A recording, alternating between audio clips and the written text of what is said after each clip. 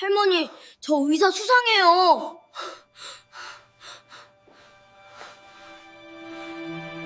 할머니, 저 사람 눈이 이상해요.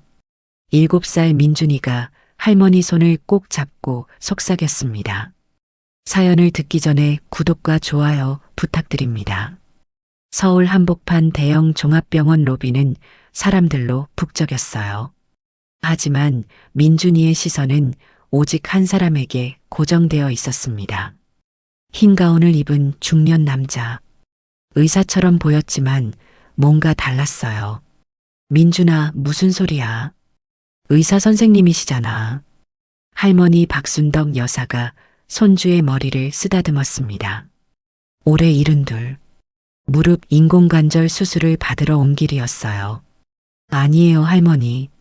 저 사람 가운 주머니에 있는 거 의사 선생님들이 쓰는 게 아니에요. 민준이가 고개를 저었습니다. 할머니는 웃으며 접수 창구로 향했어요.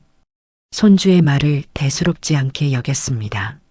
아이가 워낙 영특해서 가끔 이상한 소리를 하곤 했거든요. 하지만 사흘 후 이 병원은 완전히 봉쇄됩니다. 그리고 모든 사람들이 알게 될 거예요. 7살 꼬마의 그 첫 번째 직감이 모든 것의 시작이었다는 것을. 민준이는 특별한 아이였습니다.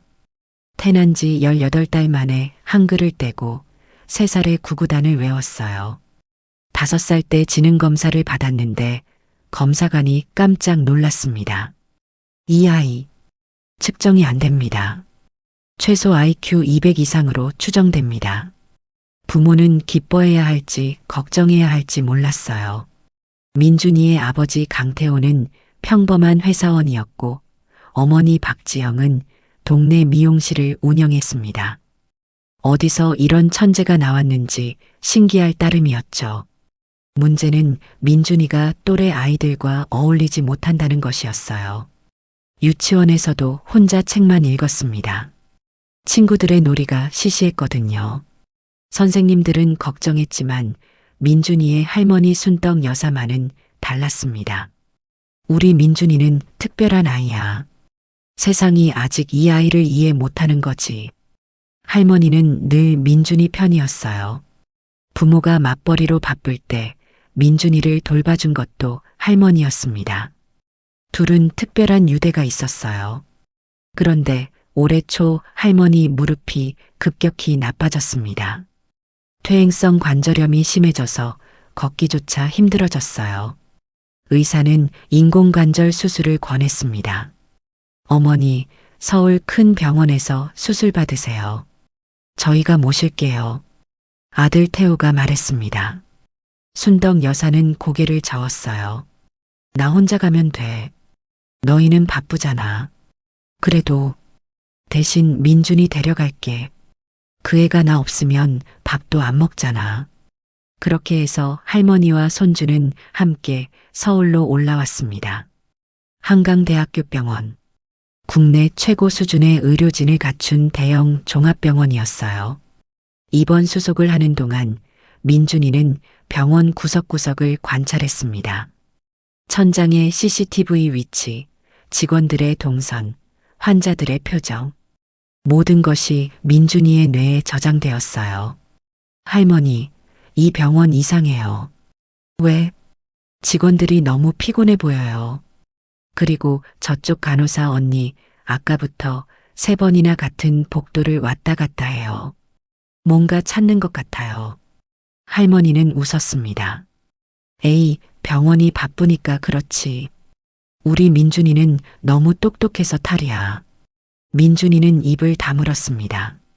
하지만 불안한 느낌을 지울 수 없었어요. 병실은 4인실이었습니다. 할머니 침대 옆에는 다른 환자들이 있었어요. 첫 번째 침대에는 60대 남자가 누워 있었습니다. 이름은 김동식, 건설회사 사장이었는데 협심증으로 입원했다고 해요. 두 번째 침대에는 70대 할머니가 있었어요. 정말순 여사, 당뇨 합병증으로 발가락 수술을 앞두고 있었습니다. 세 번째 침대는 비어 있었어요. 전에 있던 환자가 어제 퇴원했다고 했습니다. 민준이는 인사를 꾸벅했어요. 안녕하세요. 저는 민준이에요. 7살이에요. 김동식 사장이 씩 웃었습니다. 똑똑하게 생긴 꼬마네. 할머니 따라왔어? 네. 할머니 수술 끝날 때까지 같이 있을 거예요. 정말순 여사가 부드럽게 말했어요. 아이고, 효자 손주구나. 우리 손주는 코빼기도 안 비치는데. 민준이는 병실을 둘러봤습니다. 창문으로 들어오는 햇살, 침대 옆 탁자에 놓인 물건들, 벽에 붙은 응급 안내문. 모든 것을 눈에 담았어요. 그때 병실 문이 열리고 의사가 들어왔습니다. 40대 중반의 남자였어요. 이름표에 정형외과 과장 한승재라고 적혀 있었습니다. 박순덕 환자분이시죠? 담당 의사 한승재입니다. 한승재 과장이 환하게 웃었습니다. 전형적인 친절한 의사의 모습이었어요. 내일 오전에 수술 예정입니다. 오늘 저녁부터 금식하시고 편하게 쉬세요. 네, 선생님. 감사합니다. 할머니가 고개를 숙였습니다. 한승재 과장이 나가려는데 민준이가 불쑥 물었어요. 선생님, 이 병원에서 요즘 이상한 일 없었어요? 한승재 과장이 멈칫했습니다. 잠깐이었지만 민준이는 그 표정 변화를 놓치지 않았어요. 이상한 일? 무슨 소리지, 꼬마야? 그냥요. 궁금해서요. 한승재 과장이 어색하게 웃고 나갔습니다. 할머니가 민준이를 나무랐어요. 민준아, 의사 선생님한테 그런 질문하면 안 돼. 할머니, 저 의사 선생님 거짓말했어요. 뭐? 웃을 때 눈이 안 웃었어요. 그리고 이상한 일이라는 말 들었을 때 동공이 커졌어요. 뭔가 숨기고 있어요. 할머니는 한숨을 쉬었습니다. 에휴, 우리 민준이. 너무 생각이 많아. 하지만 민준이는 확신했습니다. 이 병원에 뭔가 있다는 것을. 그날 밤 민준이는 잠을 이루지 못했습니다. 할머니는 내일 수술이라 일찍 주무셨어요. 같은 병실의 다른 환자들도 잠들었습니다. 민준이만 침대에 앉아 창밖을 바라봤어요. 병원의 밤은 고요했습니다. 간간히 간호사들의 발소리가 복도에서 들렸어요. 민준이는 귀를 기울였습니다. 그때 복도에서 낯선 소리가 들렸어요. 쇳소리 같은 것. 민준이는 조심스럽게 침대에서 내려왔습니다. 슬리퍼를 신고 병실 문을 살짝 열었어요. 복도는 어두웠습니다. 비상등만 희미하게 켜져 있었어요. 저 멀리 누군가 서 있었습니다. 흰 가운을 입은 사람. 의사처럼 보였어요. 민준이는 숨을 죽였습니다. 그 사람이 무언가를 하고 있었어요. 복도 끝에 있는 약품 보관실 앞에서요. 자물쇠를 열고 있는 것 같았습니다. 몇 분 후 그 사람이 보관실에서 나왔어요. 손에 작은 약병을 들고 있었습니다. 그리고 빠른 걸음으로 사라졌어요. 민준이는 그 사람의 얼굴을 보지 못했습니다. 하지만 걸음걸이는 기억했어요. 오른쪽 다리를 살짝 끌듯이 걷는 특이한 걸음걸이. 내일 확인해 봐야겠어. 민준이는 병실로 돌아와 누웠습니다. 머릿속에서 퍼즐 조각들이 맞춰지기 시작했어요. 다음 날 아침 병원이 술렁였습니다. 간호사들이 분주하게 오갔고 의사들의 표정이 어두웠어요. 민준이는 귀를 쫑긋 세웠습니다. 어젯밤에 603호 환자가 약물 과다 투여래. 어떻게 그런 일이. 원장님이 지금 조사 중이시래. 민준이의 눈이 번뜩였습니다. 603호. 그 방이 어디지? 할머니는 수술 준비로 바빴습니다. 간호사가 와서 수술복으로 갈아입히고 링거를 꽂았어요. 민준아, 할머니 수술하는 동안 여기서 기다려. 아빠한테 전화해 놨으니까 금방 올 거야. 네, 할머니. 걱정 마세요. 민준이가 할머니 손을 꼭 잡았습니다. 할머니는 빙긋 웃으며 수술실로 향했어요. 할머니가 간 후 민준이는 행동을 개시했습니다. 먼저 603호 병실을 찾아갔어요. 병실 앞에 경비원이 서 있었습니다. 민준이는 천진난만한 표정을 지었어요. 아저씨, 여기 무슨 일 있어요? 경비원이 당황했습니다. 꼬마야. 여긴 들어오면 안 돼. 어디서 왔어? 저 507호요. 할머니가 수술받고 계시는데 심심해서 산책하는 거예요. 그래, 어서 병실로 돌아가. 여긴 위험해. 왜 위험해요? 경비원이 머뭇거렸습니다. 그냥 그래. 어서 가. 민준이는 고개를 끄덕이고 돌아섰습니다. 하지만 귀는 여전히 열려 있었어요. 경비원이 무전기로 누군가와 통화하는 소리가 들렸습니다. 네, 603호 앞 경비 중입니다. 아직 경찰은 안 왔습니다. 네, 사망 추정 시각은 새벽 3시경입니다. 민준이의 심장이 뛰었습니다. 사망. 누군가 죽은 거예요. 그리고 새벽 3시.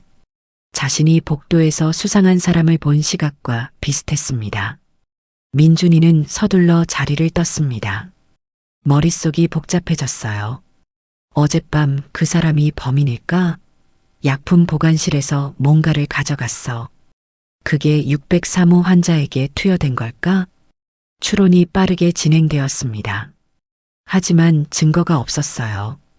7살 꼬마의 말을 누가 믿어주겠어요?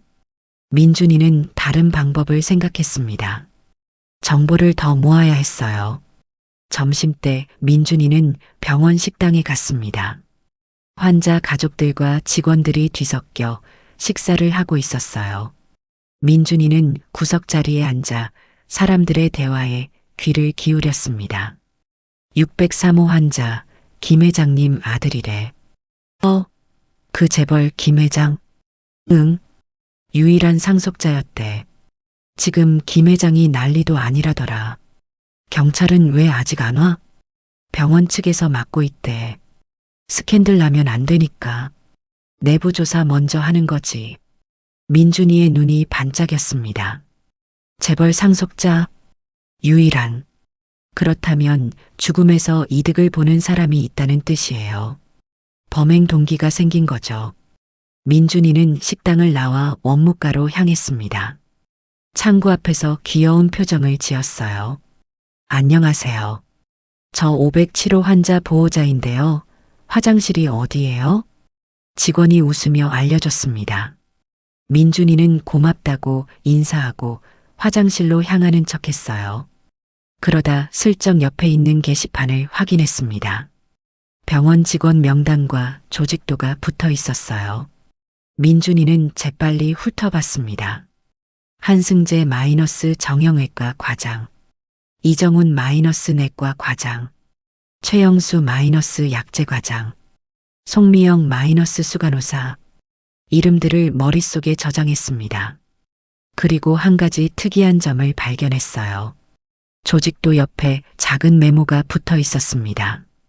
직원 비상 연락망 마이너스 최근 변경자 박준호 신규. 박준호. 민준이는 그 이름을 기억해뒀습니다. 오후 3시 할머니 수술이 끝났습니다. 한승재 과장이 회복실 앞에서 민준이를 불렀어요. 보호자분이세요? 수술 잘 끝났습니다. 할머니 곧 회복실에서 깨어나실 거예요. 감사합니다, 선생님. 민준이가 고개를 숙였습니다. 그러면서 한승재 과장의 신발을 슬쩍 봤어요. 구두였습니다. 깨끗하게 닦인. 아니야. 어젯밤 그 사람은 운동화를 신고 있었어. 걸음소리가 달랐어. 한승재 과장은 용의자에서 제외되었습니다. 민준이는 다른 사람을 찾아야 했어요. 회복실에서 할머니를 기다리는 동안 민준이는 복도를 오가는 사람들을 관찰했습니다. 걸음걸이를 주의 깊게 봤어요. 그때 한 남자가 복도를 지나갔습니다. 30대 초반으로 보이는 젊은 남자. 흰 가운을 입고 있었어요. 그리고 오른쪽 다리를 살짝 끌듯이 걷고 있었습니다. 민준이의 심장이 쿵 뛰었습니다. 저 사람이야. 남자의 이름표를 확인했습니다. 약재과 박준호. 아까 게시판에서 본 이름이었어요. 신규 직원. 약재과 소속. 민준이는 조용히 그 남자를 따라갔습니다. 박준호는 약재실로 들어갔어요. 민준이는 문 앞에서 발걸음을 멈췄습니다. 안에서 대화 소리가 들렸어요. 박 약사 603호 건 때문에 경찰 조사받을 수도 있어. 마음의 준비해둬. 네. 왜요, 과장님? 저는 아무것도 몰라요. 그냥 형식적인 거야. 약품 관리 담당이니까. 걱정 마. 네. 민준이는 귀를 더 바짝 대었습니다. 하지만 더 이상 중요한 대화는 없었어요. 민준이는 황급히 그 자리를 떠났습니다. 박준호. 어젯밤 약품 보관실에서 뭔가를 가져간 건 저 사람이야. 하지만 왜 603호 환자와 무슨 관계지? 퍼즐 조각이 하나 더 맞춰졌습니다. 하지만 전체 그림은 아직 보이지 않았어요. 저녁이 되자 할머니가 병실로 돌아왔습니다. 마취에서 깨어난 할머니는 아직 몽롱한 상태였어요. 민준이가 옆에서 손을 잡아드렸습니다. 할머니, 저 여기 있어요. 민준아, 우리 민준이. 할머니가 희미하게 웃었습니다. 민준이는 할머니 이마를 쓰다듬었어요. 그날 밤 병실에 새 환자가 들어왔습니다. 비어있던 세 번째 침대예요. 50대 여자였습니다. 이름은 윤정희. 자궁근종 수술을 앞두고 있었어요. 안녕하세요. 오늘부터 같이 지내게 됐네요. 윤정희가 인사했습니다. 민준이도 꾸벅 인사했어요. 안녕하세요. 저는 민준이에요. 윤정희가 민준이를 보며 눈을 크게 떴습니다. 어머, 귀여워라. 몇 살이야? 7살이요. 7살? 혼자 병원에 있는 거야? 아니요, 할머니랑 같이 있어요. 할머니가 오늘 수술하셨어요. 윤정희가 고개를 끄덕였습니다. 그리고 자신의 침대에 누웠어요. 밤이 깊어지자 병실은 조용해졌습니다. 민준이는 또다시 잠을 이루지 못했어요. 어젯밤 일이 계속 머릿속을 맴돌았습니다. 자정이 넘었을 때 민준이는 다시 병실 문을 열었습니다. 이번에는 더 조심스럽게요. 복도는 어제와 마찬가지로 어두웠습니다. 민준이는 발소리를 죽이며 약품 보관실 쪽으로 향했어요. 보관실 앞에 다다랐을 때 이상한 소리가 들렸습니다.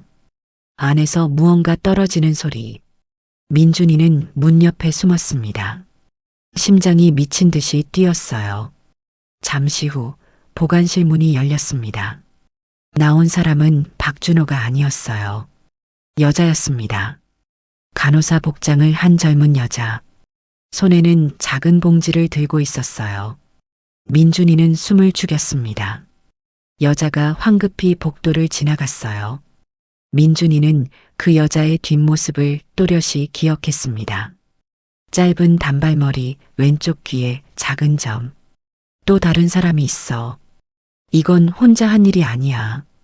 민준이는 서둘러 병실로 돌아왔습니다. 이제 용의자가 둘이 되었어요. 박준호와 정체불명의 간호사. 다음 날 병원에 경찰이 왔습니다. 603호 사건이 공식적으로 수사에 착수된 거예요. 민준이는 복도에서 형사들을 봤습니다. 양복을 입은 중년 남자와 젊은 여자 형사였어요. 박순덕 환자 보호자분? 젊은 여자 형사가 민준이에게 다가왔습니다. 민준이는 고개를 끄덕였어요. 저 507호 환자 손자예요. 아, 그래. 귀엽네. 혹시 그저께 밤에 이상한 거 본 거 없어? 민준이의 눈이 반짝였습니다. 드디어 기회가 왔어요. 네, 봤어요. 형사가 깜짝 놀랐습니다. 뭘 봤어? 새벽에 누가 약품 보관실에서 뭔가 가져가는 거 봤어요. 흰 가운 입은 사람이요. 오른쪽 다리를 살짝 절뚝거렸어요. 형사의 표정이 진지해졌습니다. 정말? 얼굴은 봤어? 아니요. 어두워서 못 봤어요. 하지만 걸음걸이는 확실히 기억해요. 형사가 수첩을 꺼내 뭔가 적었습니다.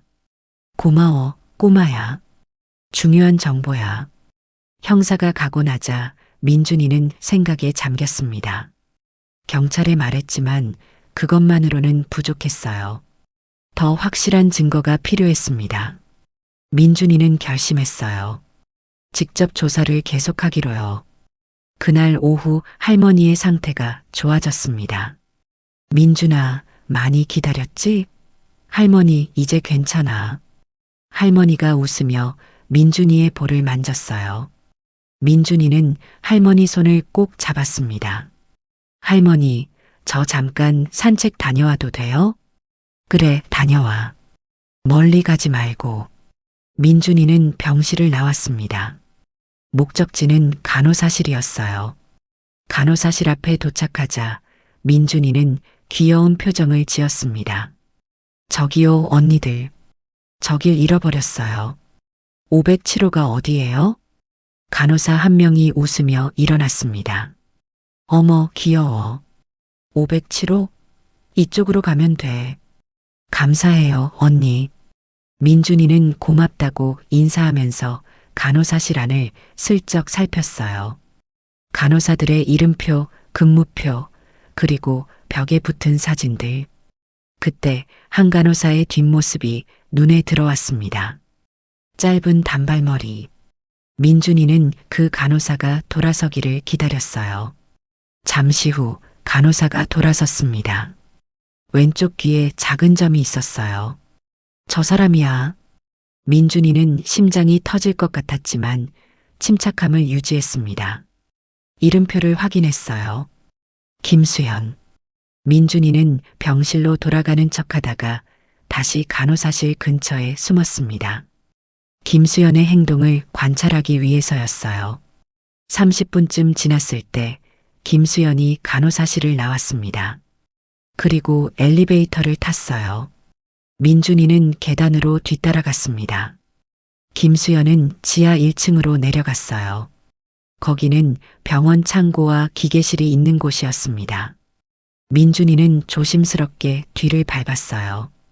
김수현이 창고 앞에서 멈췄습니다. 그리고 전화를 걸었어요. 네, 저예요. 경찰이 왔어요. 어떻게 해요? 상대방의 말을 듣는 김수현의 얼굴이 창백해졌습니다. 뭐요? 한 명 더요? 안 돼요. 저는 그런 거 못해요. 민준이는 귀를 쫑긋 세웠습니다. 한 명 더. 또 다른 희생자를 만들려는 걸까요? 알았어요. 근데 이번이 마지막이에요. 이거 끝나면 저 빠질 거예요. 김수현이 전화를 끊고 창고 안으로 들어갔습니다. 민준이는 창고 문 앞에 바짝 붙어 안을 들여다봤어요. 안에서 또 다른 사람의 목소리가 들렸습니다. 남자 목소리. 걱정 마. 이번만 하면 돼. 돈은 약속대로 줄게. 민준이는 그 목소리를 기억했습니다. 어디선가 들어본 목소리였어요. 하지만 정확히 누구인지 떠오르지 않았습니다. 발소리가 가까워졌어요. 민준이는 황급히 숨을 곳을 찾았습니다. 옆에 있는 청소도구함 뒤로 몸을 숨겼어요. 창고 문이 열리고 두 사람이 나왔습니다. 김수영과 남자. 남자의 얼굴을 확인하는 순간 민준이는 숨이 멎을 뻔했어요. 박준호가 아니었습니다. 전혀 다른 사람이었어요. 이름표가 보였습니다. 내과 과장 이정훈. 조직도에서 본 이름이었어요. 내과 과장. 병원의 고위 의료진이었습니다. 민준이는 머릿속이 빠르게 돌아갔어요. 박준호는 실행범이고 김수현도 공범. 그리고 배우의 이정훈이 있어. 세 명이 연루되어 있어. 두 사람이 사라진 후 민준이는 청소도구함 뒤에서 나왔습니다. 그리고 서둘러 병실로 돌아갔어요. 그날 저녁 민준이는 고민에 빠졌습니다. 3명의 용의자를 알아냈지만 증거가 없었어요.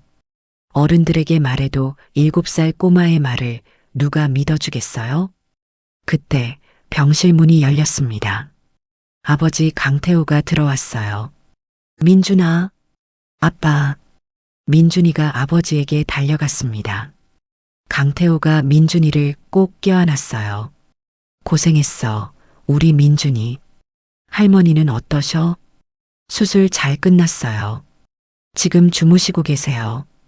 강태호가 어머니 침대 옆으로 갔습니다. 순덕 여사가 눈을 떴어요. 태호야 왔니? 네 어머니. 늦어서 죄송해요. 괜찮아. 민준이가 잘 지켜줬어. 할머니가 민준이를 바라보며 웃었습니다. 강태호가 민준이를 데리고 병원 식당으로 갔어요. 저녁을 먹으면서 민준이는 아버지에게 말했습니다. 아빠, 이 병원에 이상한 일이 있어요. 이상한 일? 민준이는 지난 이틀 동안 관찰한 것들을 설명했습니다. 603호 사건, 박준호의 걸음걸이, 김수연의 전화 통화, 이정훈의 목소리. 강태호는 처음에 농담인 줄 알았어요. 하지만 민준이의 눈이 진지했습니다. 민준아, 그게 사실이야? 네, 아빠. 저 거짓말 안 해요. 강태호는 고민에 빠졌습니다. 아들이 천재라는 건 알고 있었어요. 하지만 이건 살인 사건이었습니다. 7살 아이가 관여할 일이 아니었어요. 민준아, 아빠가 경찰에 말해볼게. 넌 더 이상 조사하지 마. 위험해. 하지만 아빠, 안 돼. 약속해. 민준이는 마지못해 고개를 끄덕였습니다. 하지만 속으로는 다른 생각을 하고 있었어요. 아빠 말대로만 하면 범인들을 놓칠 수도 있어. 내가 더 확실한 증거를 찾아야 해. 그날 밤 민준이는 아버지가 잠든 후 다시 행동을 개시했습니다. 이번에는 간호사실이 아닌 의료기록실로 향했어요. 603호 환자의 기록을 확인하기 위해서였습니다. 의료기록실은 1층 끝에 있었어요. 밤에는 아무도 없었습니다. 민준이는 조심스럽게 문을 열었어요. 안은 컴퓨터와 파일 캐비닛으로 가득했습니다. 민준이는 603이라고 적힌 파일을 찾기 시작했어요. 몇 분 후 파일을 발견했습니다. 환자 이름은 김진우, 32살. 이번 사유는 교통사고로 인한 다발성 골절. 민준이는 파일을 훑어봤습니다. 그리고 놀라운 사실을 발견했어요. 김진우는 SK그룹 김창수 회장의 외아들이었습니다. 그리고 최근 아버지와 상속 문제로 갈등을 빚고 있었어요. 김 회장은 재혼을 앞두고 있었고 새 부인에게도 재산을 나눠주려 했습니다. 김진우가 죽으면 누가 이득을 볼까? 민준이의 머릿속이 빠르게 돌아갔어요. 새 부인? 아니면 다른 누군가? 그때 복도에서 발소리가 들렸습니다. 민준이는 황급히 파일을 제자리에 넣고 책상 밑으로 숨었어요. 의료기록실 문이 열렸습니다. 누군가 들어왔어요. 여기 있었네. 남자 목소리였습니다. 민준이는 숨을 죽였어요. 남자가 파일 캐비닛을 뒤지기 시작했습니다.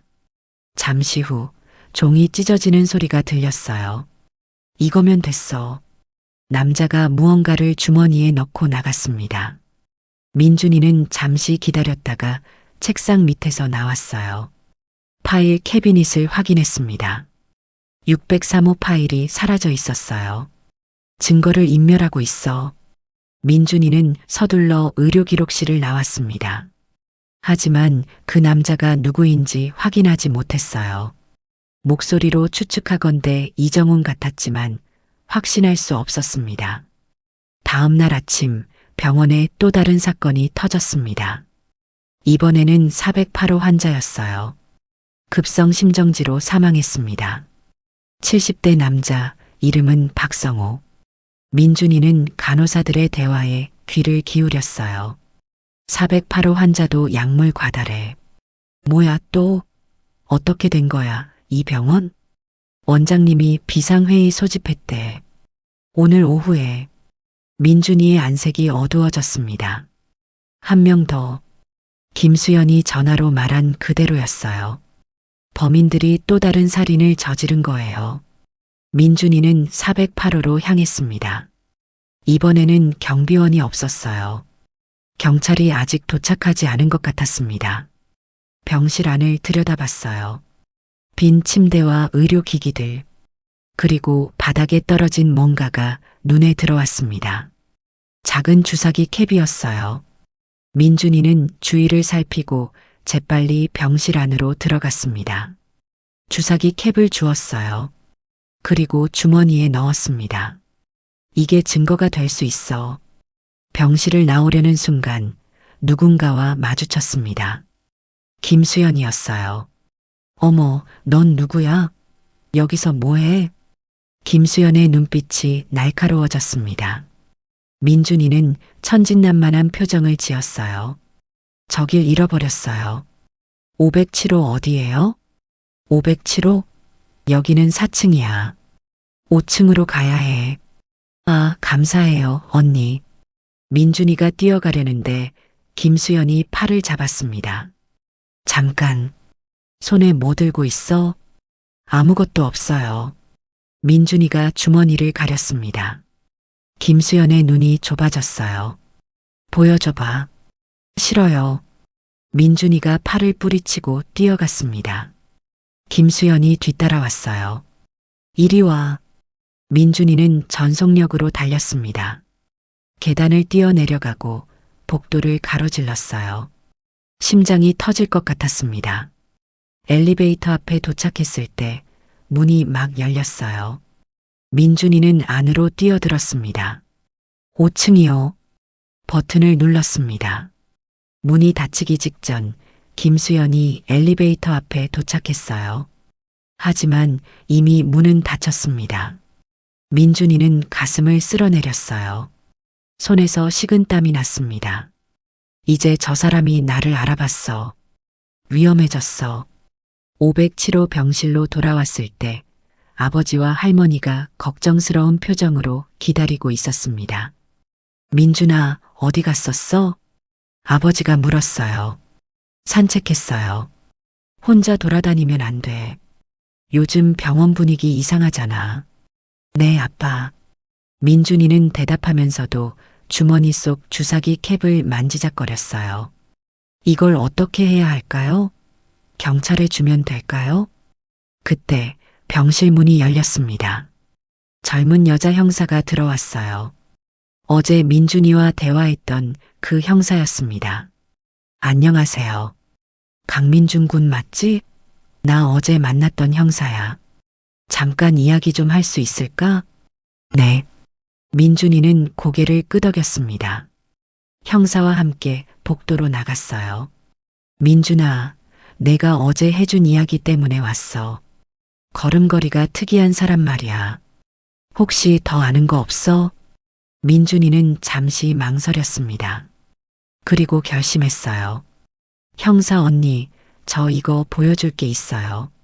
주머니에서 주사기 캡을 꺼냈습니다. 형사의 눈이 커졌어요. 이게 뭐야? 어디서 났어? 408호 병실 바닥에서 주웠어요. 아까요. 뭐? 408호? 거기 오늘 사건 현장인데. 형사가 민준이를 진지하게 바라봤습니다. 민준아, 너 거기 왜 갔어? 민준이는 심호흡을 했어요. 그리고 모든 것을 털어놓기 시작했습니다. 그저께 밤에 본 것, 박준호의 걸음걸이, 김수연의 전화통화, 이정훈의 목소리, 의료기록실에서 파일이 사라진 것, 그리고 방금 김수연에게 쫓긴 것. 형사는 말없이 들었습니다. 표정이 점점 심각해졌어요. 민준아, 이게 다 사실이야? 네. 저 거짓말 안 해요. 형사가 한숨을 쉬었습니다. 솔직히 말할게. 내 말이 다 맞는 것 같아. 우리도 박준호랑 김수연을 의심하고 있었어. 근데 이정훈 과장까지 연루되어 있을 줄은 몰랐어. 형사 언니, 범인들 잡을 수 있어요? 증거가 부족해. 이 주사기 캡도 도움이 되겠지만 결정적인 건 아니야. 민준이는 생각에 잠겼습니다. 결정적인 증거. 뭐가 있을까요? 그때 머릿속에 아이디어가 번쩍였어요. 형사 언니, 저한테 생각이 있어요. 민준이의 계획은 이랬습니다. 범인들이 민준이를 경계하고 있어요. 김수연이 민준이를 알아봤으니까요. 이제 범인들은 민준이를 처리하려 할 거예요. 그 점을 역이용하는 거예요. 민준이를 미끼로 써서 범인들을 유인하고 그 현장을 경찰이 잡는 겁니다. 안 돼. 너무 위험해. 형사가 고개를 저었습니다. 형사 언니, 다른 방법이 없잖아요. 범인들이 더 많은 사람을 해치기 전에 잡아야 해요. 하지만 저 믿어주세요. 저 똑똑해요. 민준이가 진지한 눈으로 말했습니다. 형사는 한참을 고민했어요. 알았어. 근데 내 아빠 허락 받아야 해. 그리고 우리가 완벽하게 보호할게. 민준이는 고개를 끄덕였습니다. 아버지를 설득하는 건 쉽지 않았어요. 강태호는 처음에 단호하게 거절했습니다. 절대 안 돼. 내 아들을 미끼로 쓴다고? 말도 안 돼. 아빠, 제발이요. 저 할 수 있어요. 안 돼. 아빠. 민준이가 아버지의 손을 잡았습니다. 아빠, 할머니도 이 병원에 계시잖아요. 범인들이 더 많은 사람을 해치면 어떡해요? 할머니한테도 뭔가 있으면요? 강태호의 얼굴이 굳어졌습니다.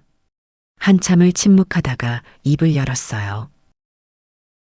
경찰이 완벽하게 보호한다고 했지?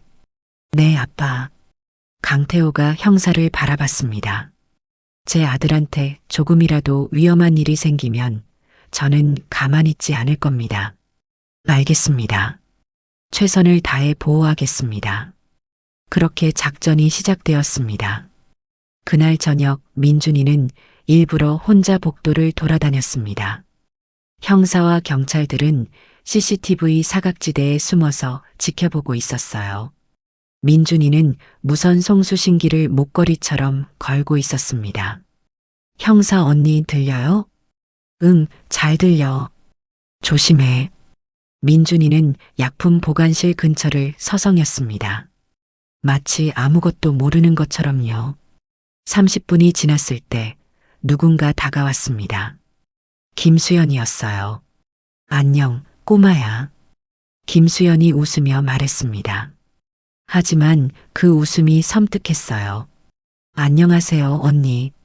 아까는 왜 도망갔어? 언니가 무서웠어? 아니요. 그래.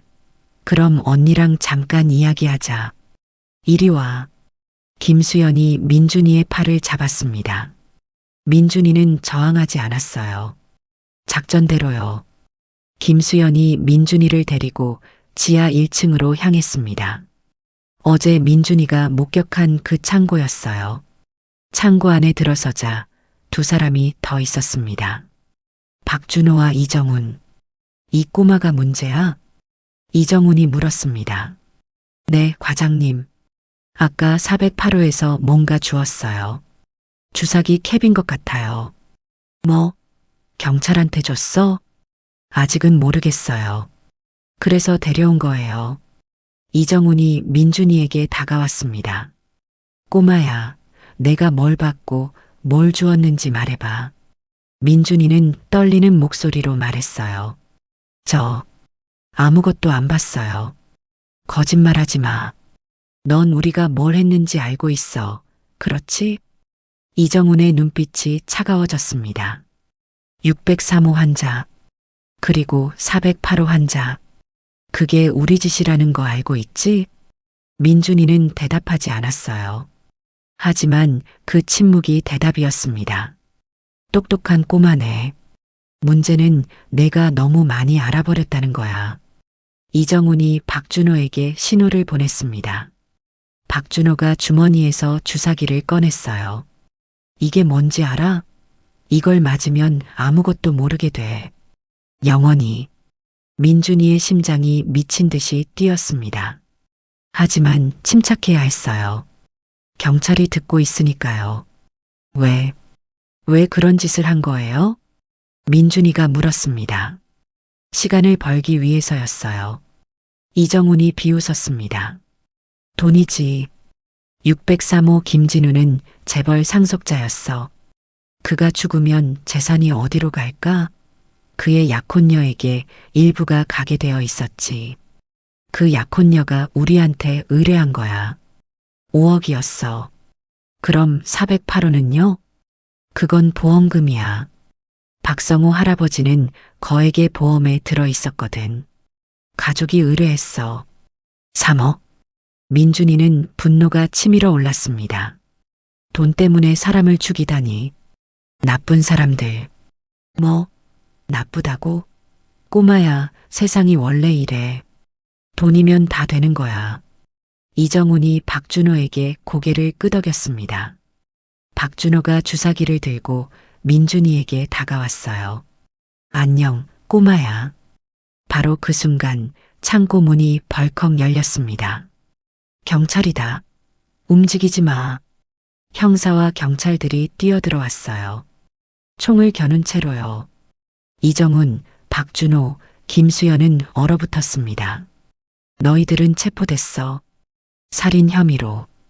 형사가 말했습니다. 이정훈이 이를 갈았어요. 이 꼬마 새끼, 입 다물어. 경찰이 이정훈에게 수갑을 채웠습니다.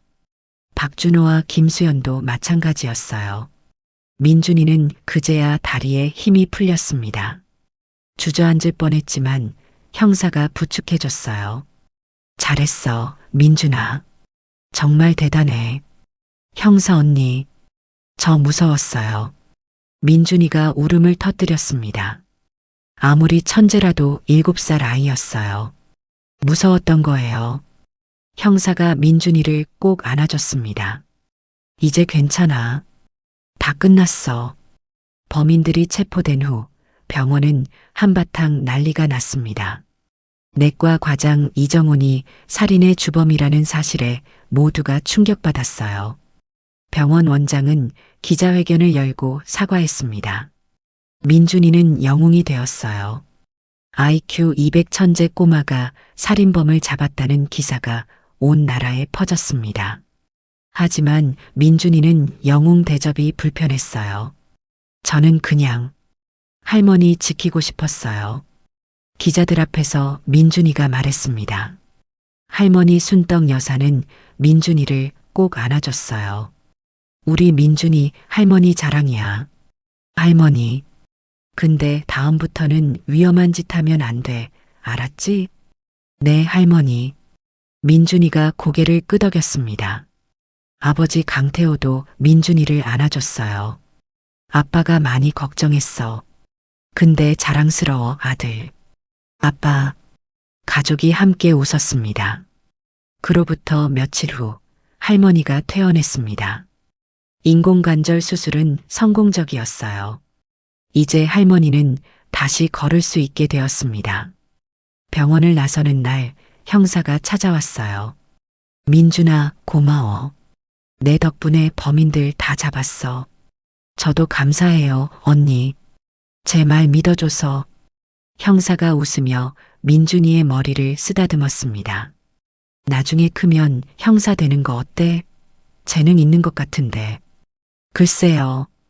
저는 할머니랑 있는 게 좋아요. 민준이가 할머니 손을 잡았습니다. 할머니가 웃었어요. 우리 민준이는 뭘 해도 잘할 거야. 할머니가 장담해. 가족은 병원을 떠났습니다. 밖에는 따뜻한 봄 햇살이 내리쬐고 있었어요. 사건은 마무리되었지만 이야기는 여기서 끝이 아닙니다. 석 달 후 민준이네 가족은 평화로운 일상을 보내고 있었어요. 할머니는 이제 지팡이 없이도 걸을 수 있게 되었습니다. 매일 아침 공원을 산책하셨어요. 민준이는 학교에 입학했습니다. 초등학교 1학년. 하지만 선생님들은 이미 민준이가 특별하다는 걸 알고 있었어요. 천재 꼬마가 살인범을 잡았다는 뉴스를 다들 봤으니까요. 강민준, 이 문제 풀어볼래? 선생님이 칠판에 곱셈 문제를 적었습니다. 민준이에게는 너무 쉬운 문제였어요. 7 곱하기 8은 56이요. 와, 잘했어. 반 아이들이 박수를 쳤습니다. 하지만 민준이는 별로 기쁘지 않았어요. 학교 공부가 지루했거든요.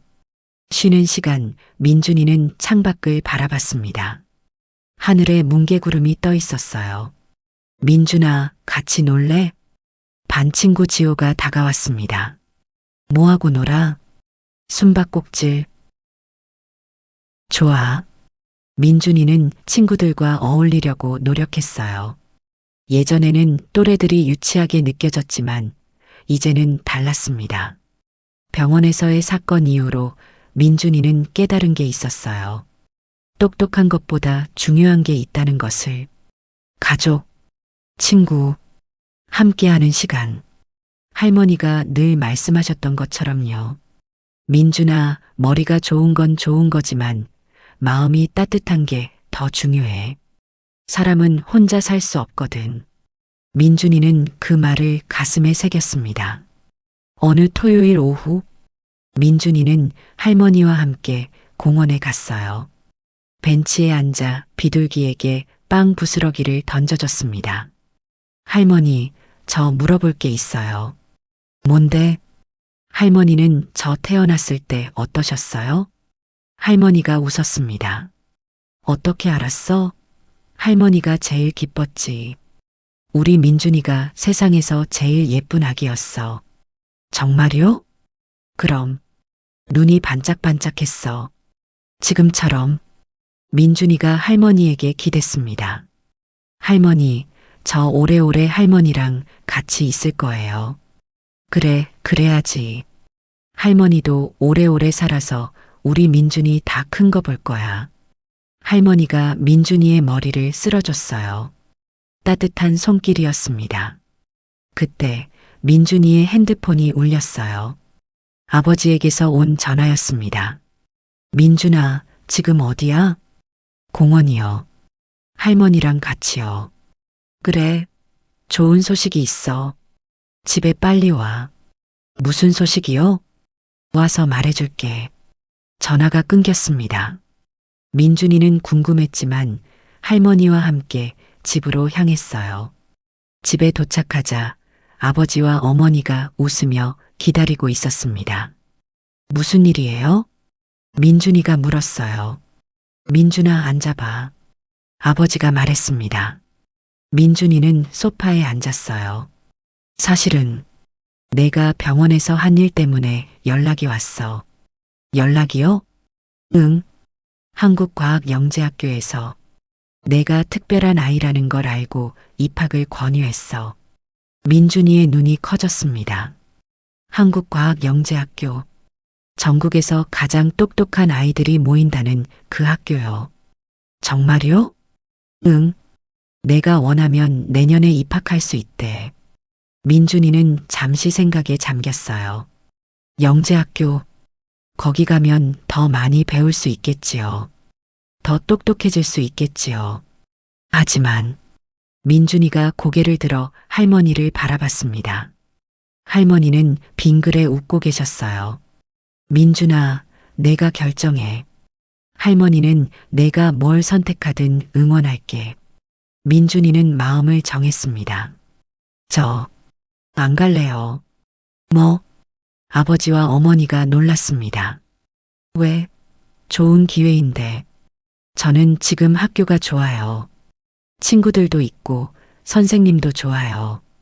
그리고 민준이가 할머니 손을 잡았습니다. 할머니 곁에 있고 싶어요. 할머니의 눈에 눈물이 고였어요. 민준아, 할머니가 그랬잖아요. 머리보다 마음이 중요하다고. 저는 지금 행복해요. 여기가 좋아요. 아버지와 어머니는 서로를 바라봤습니다. 그리고 웃었어요.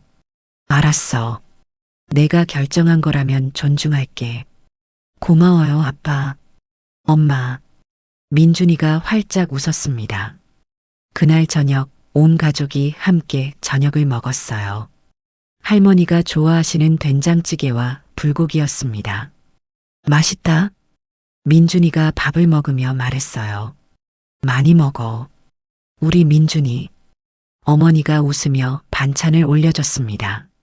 민준아, 나중에 크면 뭐 되고 싶어? 아버지가 물었어요. 민준이는 잠시 생각했습니다.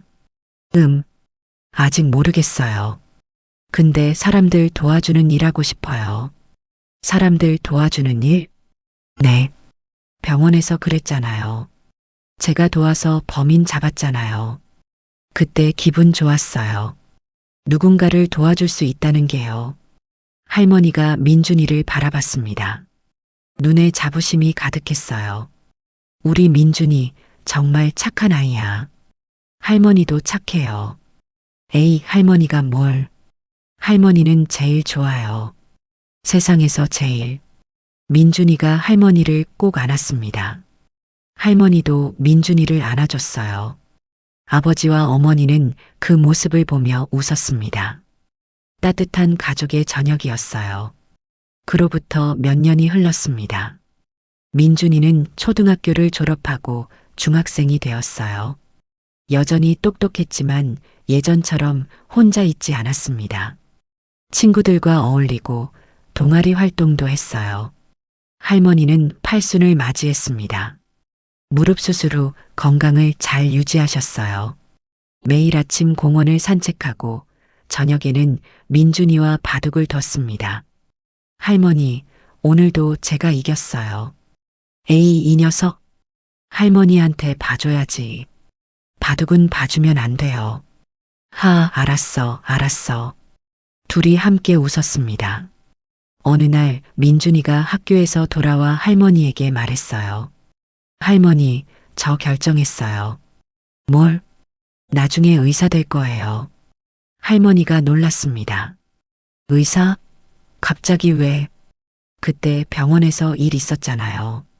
나쁜 의사 때문에 사람들이 죽었잖아요. 저는 좋은 의사가 되고 싶어요. 사람들 살리는 의사요. 할머니의 눈에 눈물이 고였어요.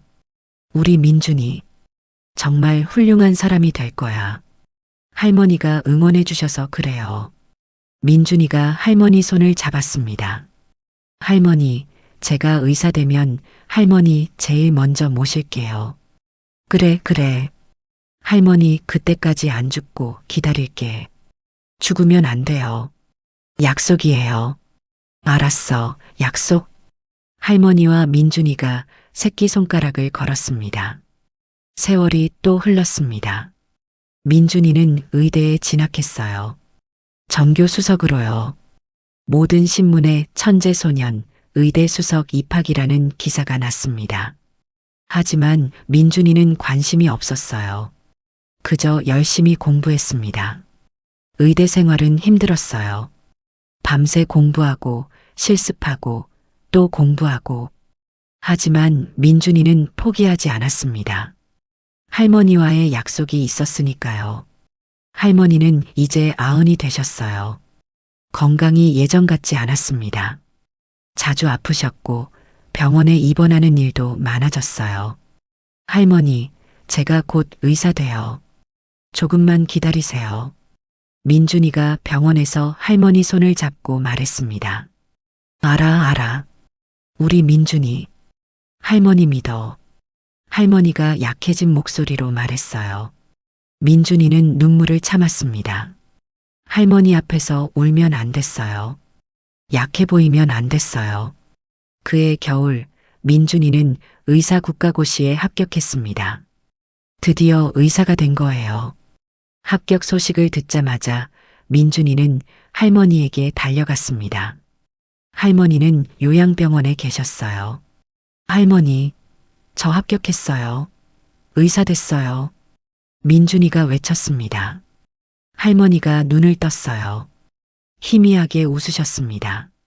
그래, 우리 민준이. 의사 됐어? 네, 할머니. 약속 지켰어요. 민준이가 할머니 손을 잡았습니다. 할머니의 손은 차갑고 약했어요. 잘했어. 정말 잘했어. 할머니 자랑이야. 할머니, 저 때문에 이제 걱정 마세요. 제가 할머니 지킬게요. 알아. 알아.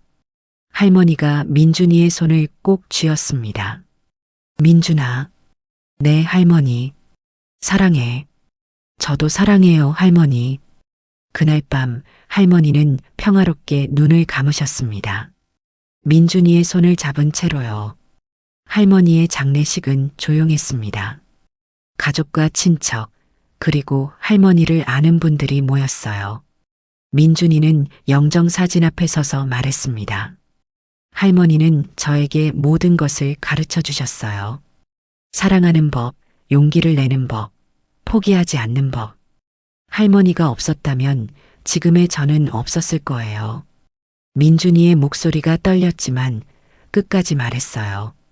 할머니, 저 약속 지킬게요. 좋은 의사가 되어서 사람들 도와줄게요. 할머니처럼 따뜻한 사람이 될게요. 하늘에서 지켜봐 주세요. 민준이가 영정사진에 절을 했습니다. 눈물이 흘렀지만 웃고 있었어요. 할머니도 웃고 계실 테니까요. 그로부터 10년. 민준이는 30살이 되었습니다. 한강대학교 병원. 그 옛날 할머니와 함께 왔던 바로 그 병원의 정형외과 전문의가 되었어요. 어느 날 외래 진료를 보고 있는데 한 할머니가 들어왔습니다. 70살쯤 되어 보이는 분이었어요. 손자로 보이는 남자아이가 함께 왔습니다. 안녕하세요. 어디가 불편하세요? 민준이가 부드럽게 물었습니다. 무릎이 아파서요. 오래 걸으면 너무 아파요. 그러시군요. 검사해 보시죠. 진료를 하는 동안 옆에 있던 남자아이가 민준이를 뚫어지게 바라봤어요. 선생님, 혹시 그 민준이 아저씨예요? 응? 어렸을 때 병원에서 범인 잡은 그분이요. 민준이가 웃었습니다. 맞아. 어떻게 알았어? 유튜브에서 봤어요. 완전 대단해요. 할머니가 놀라며 말했어요. 어머, 정말요? 그 유명한 분이세요? 아니에요. 별거 아니에요. 민준이가 겸손하게 대답했습니다. 선생님, 저도 나중에 선생님처럼 되고 싶어요. 남자아이가 눈을 반짝이며 말했어요. 민준이는 그 아이를 바라봤습니다. 자신의 어린 시절이 떠올랐어요. 할머니 손을 잡고 이 병원에 처음 왔던 그날이요. 그래, 그럼 열심히 공부해.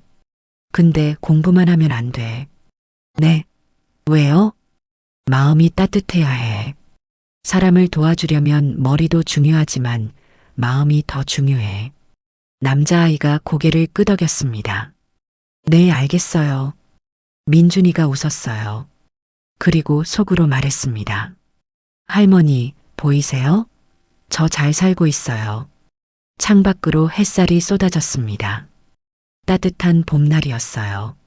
민준이는 다음 환자를 부르며 하루를 이어갔습니다. 평범하지만 소중한 하루를.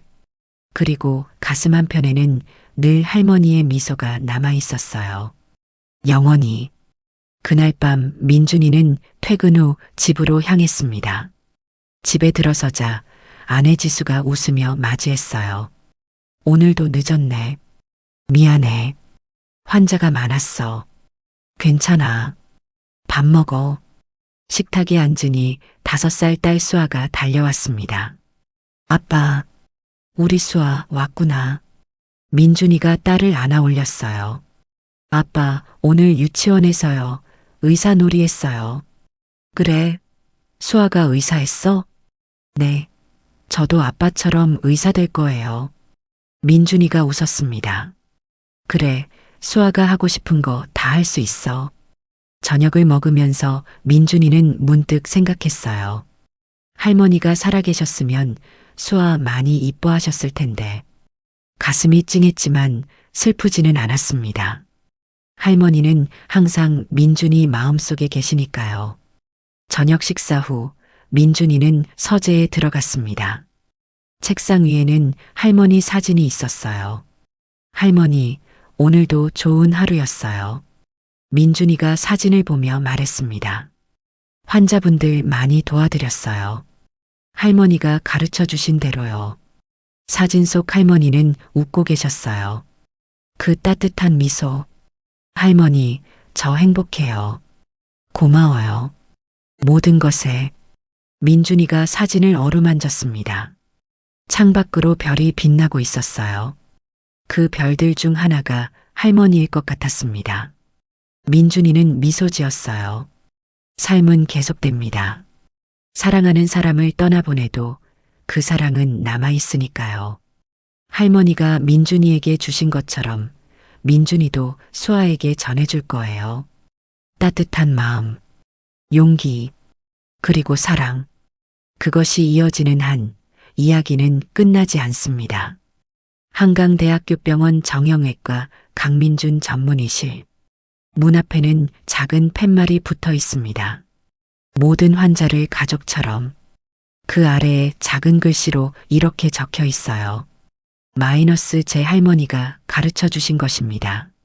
문을 열고 들어오는 환자들에게 민준이는 늘 웃으며 말합니다. 안녕하세요. 오늘 어떻게 도와드릴까요? 그 목소리에는 할머니의 따뜻함이 담겨 있습니다. 언제나 영원히. 병원 복도에 사이렌 소리가 울려 퍼졌습니다. 민준이는 수술복을 벗다 말고 고개를 돌렸어요. 응급실 방향에서 들려오는 소리였습니다. 평소와 다른 긴박함이 느껴졌어요. 강 선생님, 간호사가 숨을 헐떡이며 달려왔습니다. 무슨 일이에요? 응급 환자요. 근데 선생님 아버지분이세요. 민준이의 심장이 멎는 것 같았습니다. 뭐라고요? 강태호 환자, 72살. 교통사고로 오셨어요. 지금 응급실이에요. 민준이는 뛰었습니다. 복도를 가로질러 계단을 내려가 응급실로. 머릿속이 하얘졌어요. 아버지가 사고를 당했다고요? 응급실 문을 밀치고 들어갔습니다. 침대 위에 아버지가 누워 계셨어요. 얼굴에 피가 묻어 있었고 눈을 감고 계셨습니다. 아버지, 민준이가 달려갔습니다. 응급실 담당 의사가 민준이를 막았어요. 강 선생님, 진정하세요. 지금 검사 중입니다. 아버지 상태가 어때요? 어디 다치셨어요? 두부 외상과 갈비뼈 골절이요. 정밀 검사 결과가 나와봐야 알겠지만 일단 의식은 있으세요. 민준이는 아버지 옆으로 다가갔습니다. 떨리는 손으로 아버지의 손을 잡았어요. 아버지, 저예요. 민준이요. 강태호가 천천히 눈을 떴습니다. 흐릿한 눈동자가 민준이를 찾았어요. 민준아, 네 아버지. 여기 있어요. 괜찮으실 거예요. 미안하다. 아빠가 조심했어야 하는데. 그런 말씀 마세요. 지금은 쉬세요. 아버지가 다시 눈을 감았습니다. 민준이는 그 자리에 서서 아버지를 바라봤어요. 가슴이 찢어지는 것 같았습니다. 23년 전 할머니가 이 병원에 입원하셨을 때가 떠올랐어요. 그때 민준이는 7살이었습니다. 지금은 30. 그리고 이번에는 아버지가 여기 누워 계세요. 시간은 이렇게 흐르는 거구나. 민준이는 쓴웃음을 지었습니다. 검사 결과가 나왔습니다. 다행히 뇌출혈은 없었어요. 하지만 갈비뼈 3대가 부러졌고 오른쪽 다리에 금이 갔습니다. 최소 2달은 입원해야 했어요. 아버지, 어떻게 사고가 난 거예요? 민준이가 물었습니다. 강태호는 천장을 바라보며 한숨을 쉬었어요.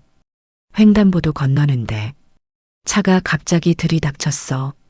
피하려고 했는데 몸이 안 따라주더라. 뺑소니예요?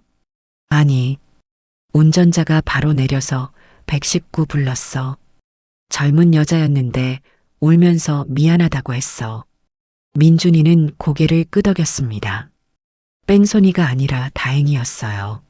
어머니는요? 연락했어요? 했어. 곧 올 거야. 잠시 후 어머니 박지영이 병실로 뛰어들어왔습니다.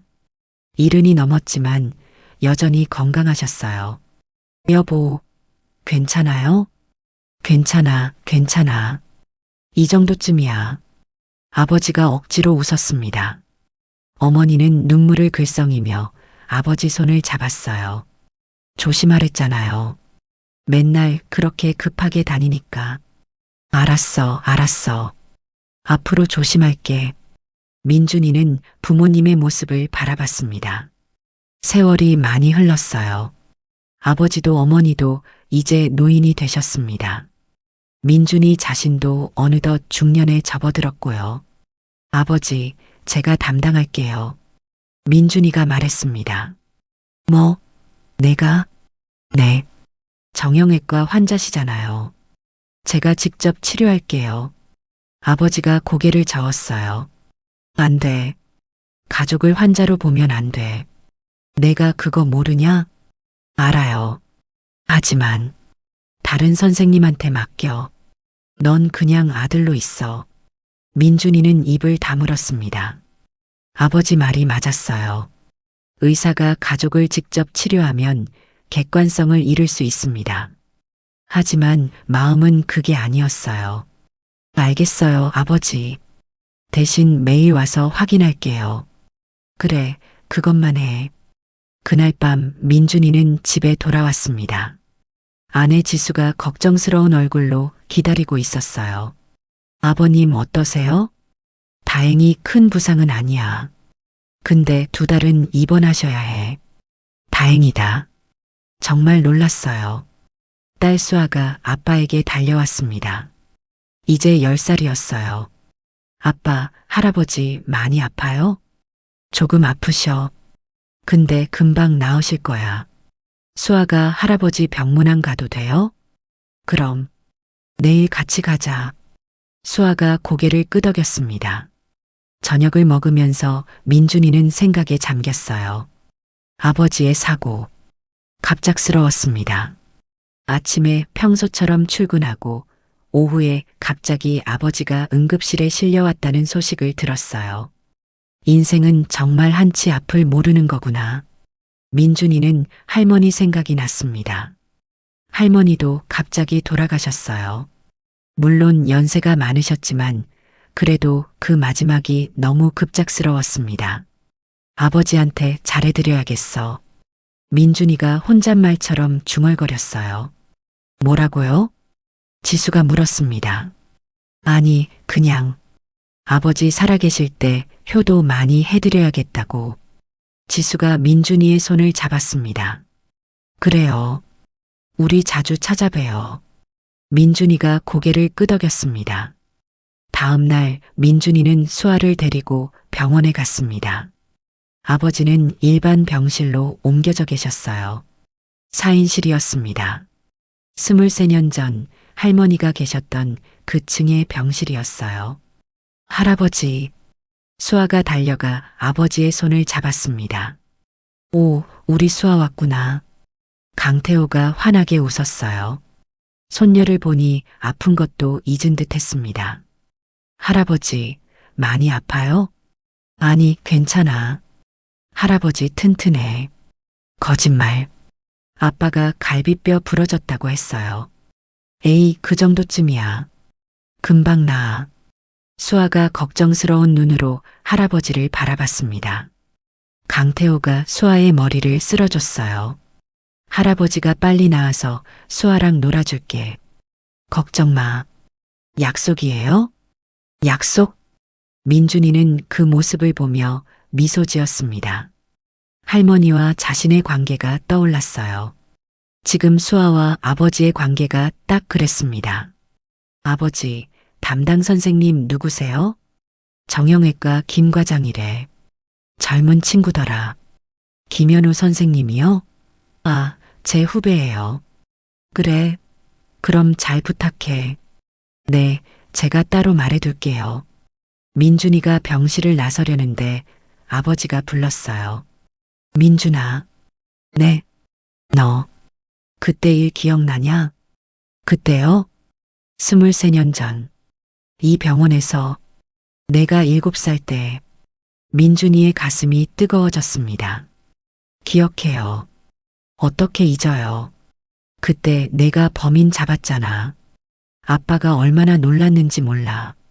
아버지도 많이 걱정하셨죠. 걱정은 했는데 한편으로는 자랑스러웠어. 우리 아들이 대단하다고. 민준이는 말없이 아버지를 바라봤습니다. 근데 민준아, 그때 아빠가 너한테 제대로 말 못한 게 있어. 뭔데요? 고맙다고. 할머니 지켜줘서 고맙다고. 아버지의 눈에 눈물이 고였어요. 그때 아빠가 바빠서 어머니 수술에 늦게 왔잖아. 그 사이에 내가 다 지켜줬어. 아빠가 못한 걸 내가 한 거야. 아버지, 늦었지만 말할게. 고맙다, 민준아. 민준이도 눈시울이 붉어졌습니다. 아버지, 저도 감사해요. 그때 제 말 믿어주셔서. 다른 어른들은 안 믿었는데 아버지는 경찰한테 말해주셨잖아요. 당연히 믿지. 내 아들인데. 둘은 서로를 바라보며 웃었습니다. 오랜만에 나누는 깊은 대화였어요. 그로부터 며칠이 지났습니다. 아버지의 상태는 안정적이었어요. 갈비뼈 골절은 시간이 지나면 자연히 붓고 다리금도 깁스로 잘 고정되어 있었습니다. 민준이는 매일 아버지 병실에 들렀어요. 진료가 끝나면 아버지와 이야기를 나눴습니다. 그동안 못 나눈 이야기들이 많았어요. 아버지, 어렸을 때 왜 그렇게 바쁘셨어요? 민준이가 물었습니다. 아버지는 창밖을 바라보며 한숨을 쉬었어요. 그때는 살기 바빴어. 돈 벌어야 했고, 너희 키워야 했고, 정신없이 살다 보니 시간이 그렇게 갔어. 후회되세요? 많이. 너한테 더 많이 해주지 못한 게 후회돼. 저는 괜찮았어요. 할머니가 계셨으니까. 그래, 어머니가. 정말 고마운 분이셨지. 아버지가 먼 곳을 바라봤습니다. 어머니는 늘 말씀하셨어. 민준이는 특별한 아이라고. 세상이 아직 이 아이를 이해 못하는 거라고. 할머니가 그러셨어요? 응. 내가 또래랑 안 어울릴 때도, 학교에서 문제 있을 때도 어머니만은 내 편이셨어. 민준이는 가슴이 뭉클했습니다. 할머니, 세상에서 가장 따뜻했던 분. 아버지, 저도 아버지한테 말 못한 게 있어요. 뭔데? 감사해요. 키워주셔서. 아버지가 웃었습니다. 당연한 걸 가지고. 당연한 게 아니에요. 힘드셨을 텐데 끝까지 책임져 주셨잖아요. 저 의대 보내주시느라 얼마나 고생하셨어요. 그건 알아요. 아버지가 밤에 몰래 우시던 거, 돈 없어서 힘들어 하시던 거. 아버지의 얼굴이 굳어졌습니다.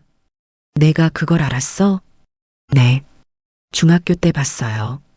그래서 더 열심히 공부했어요. 장학금 받아서 아버지 부담 덜어드리려고. 아버지가 말없이 민준이를 바라봤습니다. 그리고 울었어요. 조용히 하지만 깊게. 아버지, 미안하다, 민준아. 아빠가 더 잘해줬어야 하는데. 아니에요. 아버지 덕분에 지금의 제가 있는 거예요. 민준이도 눈물이 났습니다. 둘은 한참을 그렇게 있었어요. 말없이 그냥 함께. 그날 저녁 민준이는 병원 로비에서 낯익은 얼굴을 봤습니다. 50대 중반의 여자였어요. 어디서 봤더라. 민준이는 기억을 더듬었습니다. 여자가 먼저 다가왔어요. 혹시 강민준 선생님이세요? 네, 맞습니다. 실례지만 누구시죠? 저 23년 전에 여기서 만났었어요. 윤정이라고 해요. 윤정이.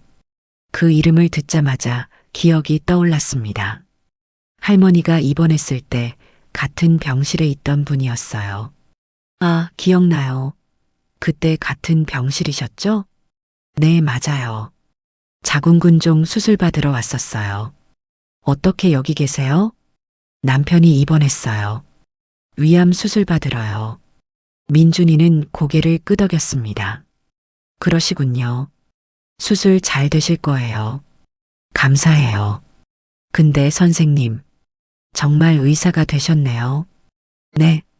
그때 그 똑똑한 꼬마가 진짜 의사가 됐어요. 뉴스에서 봤어요. 범인 잡은 천재 소년이 의사 됐다고. 민준이가 쓴웃음을 지었습니다. 옛날 일이에요. 아니에요. 정말 대단한 일이었어요. 그때 그 일 때문에 병원이 난리였잖아요. 저도 무서웠거든요. 기억나세요?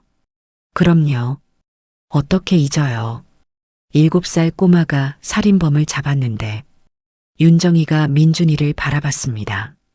눈에 존경이 담겨 있었어요. 선생님, 그때 그 할머니 어떻게 되셨어요? 할머니요? 10년 전에 돌아가셨어요. 아, 그러셨군요. 정말 좋은 분이셨는데. 네. 제 인생에서 가장 좋은 분이셨어요. 둘은 잠시 침묵했습니다. 그리고 윤정이가 말했어요. 선생님, 저 부탁 하나 해도 될까요? 뭔데요? 남편 수술 전에 한 번만 봐주실 수 있어요? 정형외과는 아니지만. 그냥 선생님 얼굴 보면 남편이 용기 낼 것 같아서요. 민준이는 잠시 생각했습니다. 그리고 고개를 끄덕였어요. 그러죠. 어느 병실이에요? 윤정이의 남편은 712호에 있었습니다. 60대 초반의 남자였어요. 얼굴이 많이 야위어 있었습니다. 위암 3기라고 했어요. 여보, 이분이 강민준 선생님이야. 그때 그 꼬마, 아, 그 천재 소년? 남편 이상현이 눈을 크게 떴습니다. 안녕하세요. 강민준입니다. 아이고, 어떻게 이렇게 훌륭하게 컸어? 반갑습니다. 이상현이 민준이의 손을 잡았어요. 손에 힘이 없었습니다. 수술 앞두고 계시다면서요. 걱정 많으시겠어요. 솔직히 무서워요. 죽을 수도 있다고 하더라고요. 수술팀이 누구예요? 외과 박 교수님이래요. 박재훈 교수님이요? 우리 병원 최고의 외과 전문의세요. 걱정 안 하셔도 돼요. 그래요? 네. 제가 장담해요. 이상현의 얼굴에 안도감이 스쳤습니다. 고마워요, 선생님. 선생님 말 들으니까 용기가 나네. 수술 잘 받으시고 빨리 나으세요. 아직 하실 일 많으시잖아요. 그래요. 손주도 봐야 하고 여행도 가야 하고. 이상현이 아내를 바라봤습니다. 윤정이가 눈물을 글썽이며 남편 손을 잡았어요. 민준이는 그 모습을 보며 생각했습니다. 사람은 누구나 아프고 누구나 두렵습니다. 의사의 역할은 병을 고치는 것만이 아니에요. 희망을 주는 것이기도 합니다. 할머니가 가르쳐 주신 것처럼요. 그로부터 일주일 후 아버지의 상태가 많이 좋아졌습니다. 이제 휠체어를 타고 병원 안을 돌아다닐 수 있게 되었어요. 민준아, 오늘 날씨 좋다. 밖에 나가자. 네, 아버지. 민준이는 아버지를 휠체어에 태우고 병원 정원으로 나갔습니다. 봄바람이 불었어요. 벚꽃이 날리고 있었습니다. 야, 좋다. 아버지가 깊이 숨을 쉬었습니다. 아버지, 여기 앉으세요. 벤치 옆에 휠체어를 세웠어요. 민준이도 벤치에 앉았습니다. 민준아, 아빠가 할 말이 있어. 뭔데요? 아빠가 이번에 사고 나고 많이 생각했어. 내 인생에 대해서. 아빠가 평생 바쁘게 살았잖아. 돈 벌고 일하고 그것만 생각하면서. 근데 이번에 누워 있으면서 깨달았어. 뭐요? 정작 중요한 건 놓치고 살았다는 거. 아버지가 민준이를 바라봤습니다. 너한테 미안해. 어렸을 때 많이 못 놀아주고 학교 행사도 못 가고 아빠 노릇 제대로 못했어. 아버지, 그런 말씀 마세요. 아니, 해야 해. 이제라도 해야 해. 아버지가 민준이의 손을 잡았습니다. 민준아, 아빠가 앞으로 잘할게. 남은 시간이라도 좋은 아버지가 될게. 아버지, 수아한테도 좋은 할아버지가 될게. 우리 어머니가 너한테 그랬던 것처럼. 민준이의 눈에서 눈물이 흘렀습니다. 아버지, 저도 할 말 있어요. 뭔데? 저도 죄송해요. 바쁘다고 자주 못 찾아뵙고 전화도 뜸하고. 그건 내 잘못 아니야. 일이 바쁜 건 당연하지. 아니에요. 핑계예요. 시간은 만드는 거잖아요. 제가 안 만든 거예요. 민준이가 고개를 숙였습니다. 앞으로 자주 올게요. 수아도 자주 데려올게요. 가족끼리 시간 많이 보내요. 그래, 그러자. 아버지와 아들이 서로를 바라보며 웃었습니다. 벚꽃이 두 사람 위로 흩날렸어요. 그날 저녁 민준이는 아버지 병실에서 뜻밖의 소식을 들었습니다. 민준아, 너 그때 잡았던 범인들 기억나? 네. 갑자기 왜요? 오늘 뉴스에서 봤어. 그중 한 명이 출소했대. 민준이의 눈이 커졌습니다. 누구요? 이름이 이정훈이었나? 내과 과장이었던 사람. 이정훈. 그 이름을 듣자 23년 전의 기억이 생생하게 되살아났어요. 창고에서 자신을 죽이려 했던 그 남자. 출소했다고요? 응. 20년형 받았는데 모범수로 감형됐나 봐. 민준이는 묘한 기분이 들었습니다. 그 사람이 세상에 나왔다. 자신 때문에 감옥에 간 그 사람이. 신경 쓰지 마. 그 사람이 뭘 하겠어. 아버지가 말했습니다. 네, 알아요. 하지만 민준이는 왠지 불안했어요. 이유는 모르겠지만 뭔가 좋지 않은 예감이 들었습니다. 며칠 후 민준이는 병원에서 이상한 일을 겪었습니다. 진료실에 앉아 있는데 낯선 전화가 왔어요.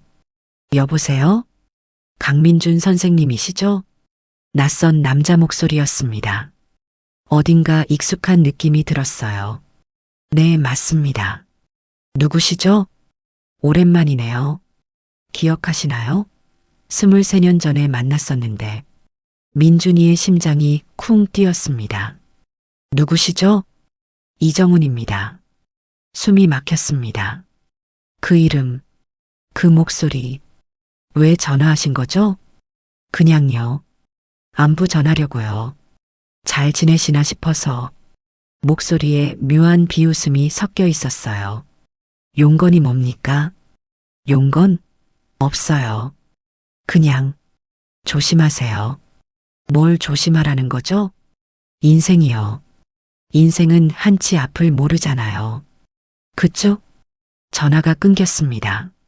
민준이는 한참을 그 자리에 서 있었어요. 손이 떨렸습니다.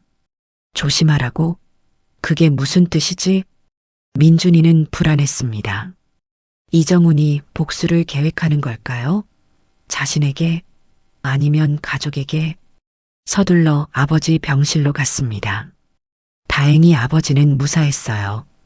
민준아, 왜 그래? 얼굴이 하얘졌어. 아, 아니에요. 아무것도 아니에요. 민준이는 억지로 웃었습니다. 하지만 마음이 무거웠어요. 그날 밤 민준이는 경찰에 연락했습니다. 23년 전 사건을 담당했던 형사는 이미 은퇴했지만 후임이 있었어요. 이정훈이 전화했다고요? 네. 조심하라고 했어요. 협박 같았어요. 알겠습니다. 저희가 동향 파악해 볼게요. 혹시 모르니 선생님도 조심하세요. 네, 감사합니다. 전화를 끊고 나서도 민준이는 잠이 오지 않았습니다. 창밖을 바라봤어요. 어두운 밤이었습니다. 23년 전 7살의 민준이는 두려움 없이 범인에게 맞섰어요. 하지만 지금은 달랐습니다. 지켜야 할 사람들이 있었어요. 아버지, 어머니, 아내, 딸. 그들에게 무슨 일이 생기면 어쩌지? 민준이는 주먹을 꽉 쥐었습니다. 내가 지킬 거야. 무슨 일이 있어도. 다음 날 민준이는 병원에 출근하자마자 이상한 걸 발견했습니다. 자신의 진료실 문 앞에 봉투가 하나 놓여 있었어요. 이름도 없고 발신인도 없었습니다. 조심스럽게 열어봤어요. 안에는 사진 한 장이 들어 있었습니다. 민준이의 얼굴이 굳어졌어요. 사진 속에는 수아가 있었습니다. 학교 앞에서 찍은 것 같았어요. 뒷모습이었지만 분명히 수아였습니다. 사진 뒷면에 글씨가 적혀 있었어요. 예쁜 딸이네요. 민준이의 손이 떨렸습니다. 분노와 두려움이 동시에 밀려왔어요. 수아를 감시하고 있었던 거예요. 이정훈이. 민준이는 즉시 아내에게 전화했습니다. 여보, 수아 어디 있어? 학교에서 데려오려고 나가려던 참이야. 왜? 내가 데리러 갈게. 당분간 내가 등하교 시킬게. 무슨 일 있어? 나중에 말할게. 지금은 시간 없어. 전화를 끊고 민준이는 병원을 뛰쳐나갔습니다. 수아 학교에 도착했을 때 다행히 아무 일도 없었어요. 수아는 친구들과 웃으며 교문을 나서고 있었습니다. 아빠, 수아가 민준이를 보고 놀랐어요. 아빠가 왜 여기 있어? 오늘 아빠가 데리러 왔어. 가자. 응. 수아의 손을 잡고 차로 향하면서 민준이는 주위를 살폈습니다. 수상한 사람은 보이지 않았어요. 하지만 누군가 지켜보고 있다는 느낌은 지울 수 없었습니다. 집에 돌아와서 민준이는 아내에게 모든 걸 말했습니다. 뭐? 그 범인이 출소했다고? 지수의 얼굴이 창백해졌어요. 응. 그리고 수아 사진을 보냈어. 협박이야. 어떻게 해? 경찰에 신고해야 하는 거 아니야? 했어. 근데 아직 직접적인 위협은 아니라서 체포는 못한대. 말도 안 돼. 우리 딸 사진을 찍어서 보냈는데. 나도 알아. 나도 화나. 민준이가 주먹을 꽉 쥐었습니다. 당분간 수아 학교 등하교는 내가 할게. 너도 밖에 나갈 때 조심하고. 알았어. 지수가 불안한 눈으로 민준이를 바라봤습니다. 여보, 괜찮을 거야. 내가 지킬게. 나도 알아. 근데 무서워. 민준이가 아내를 꼭 안아줬습니다. 걱정 마. 아무 일도 안 생기게 할 거야. 하지만 민준이 자신도 확신이 없었어요. 이정훈이 무슨 짓을 할지 알 수 없었습니다. 그날 밤 민준이는 잠들지 못하고 서재에 앉아 있었습니다. 23년 전의 기억을 떠올렸어요. 그때 이정훈이 했던 말. 꼬마야, 세상이 원래 이래. 돈이면 다 되는 거야. 그리고 체포되기 직전에 했던 말. 이 꼬마 새끼, 분명히 원한을 품었을 거예요. 20년 동안 감옥에서 그 원한을 키웠겠죠. 민준이는 생각했습니다. 어떻게 해야 할까? 피해 다닐 수는 없어요. 언젠가는 맞서야 합니다. 그때 문득 할머니의 목소리가 들리는 것 같았어요. 민준아, 무서울 때는 도망가면 안 돼. 맞서야 해. 할머니가 늘 하시던 말씀이었습니다. 민준이는 결심했어요. 도망가지 않겠다고. 이정훈이 뭐라든 맞서겠다고. 그리고 가족을 지키겠다고.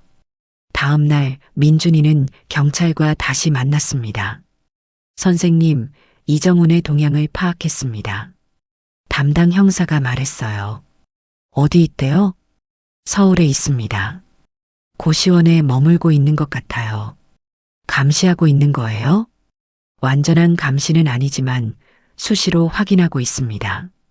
아직 범죄 행위는 없어서 체포는 어렵지만 선생님 가족 근처에 접근하면 바로 조치할 겁니다. 알겠습니다. 감사합니다.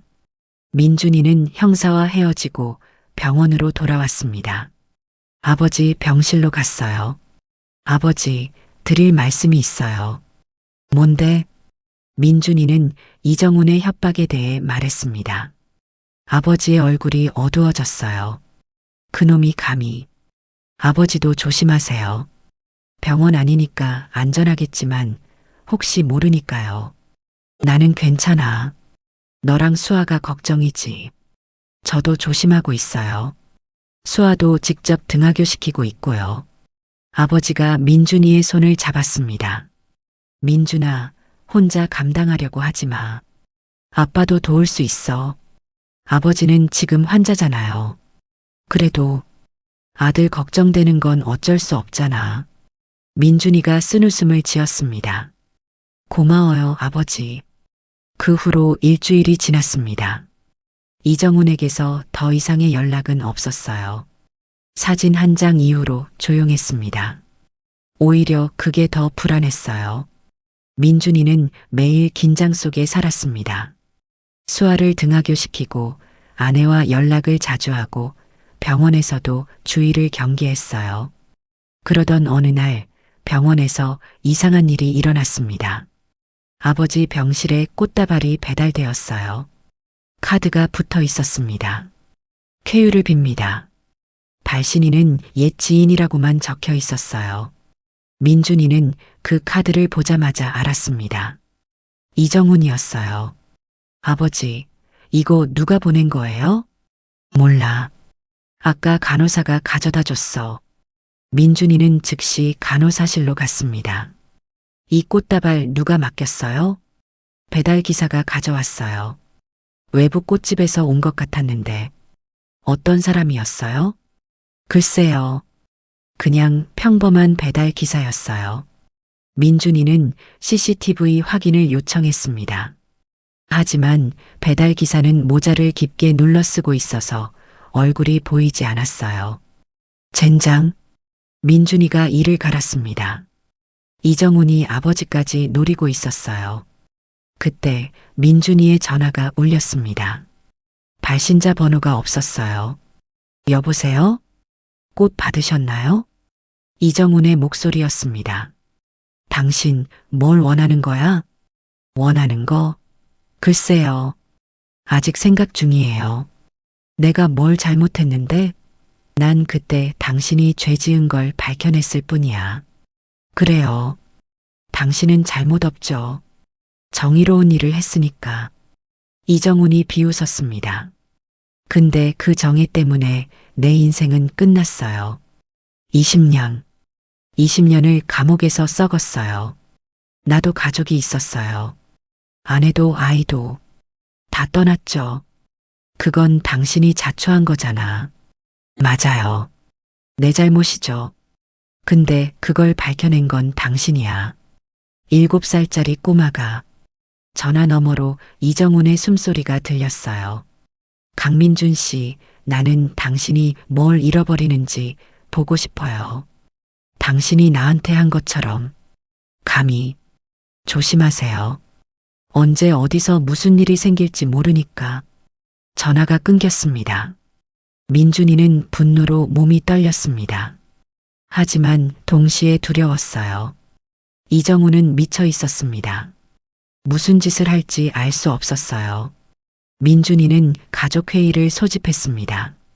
아버지 병실에 어머니, 아내, 딸까지 모였어요. 다들 들어. 지금 우리 가족이 위험해. 민준이가 상황을 설명했습니다. 이정훈의 협박, 사진, 꽃다발, 전화. 그래서 어떻게 해야 해? 어머니가 걱정스럽게 물었어요. 일단 모두 조심해야 해요. 혼자 다니지 말고, 낯선 사람 접촉하지 말고. 수아는요? 수아는 당분간 학교 안 보내려고요. 집에서 온라인으로 수업 들을 수 있어요. 싫어. 학교 가고 싶어. 수아가 울먹였습니다. 수아야, 조금만 참아. 위험한 사람이 있어서 그래. 무서운 사람이야? 응. 아빠가 지켜줄 테니까 걱정 마.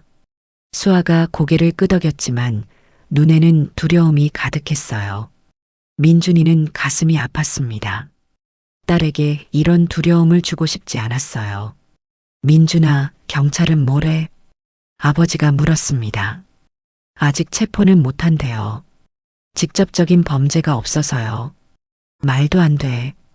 협박이잖아. 저도 알아요. 근데 법이 그래요. 아버지가 한숨을 쉬었습니다. 그놈, 정말 나쁜 놈이야. 그날 밤 민준이는 집 앞에서 수상한 사람을 발견했습니다. 검은 모자를 쓴 남자가 건너편 골목에 서 있었어요.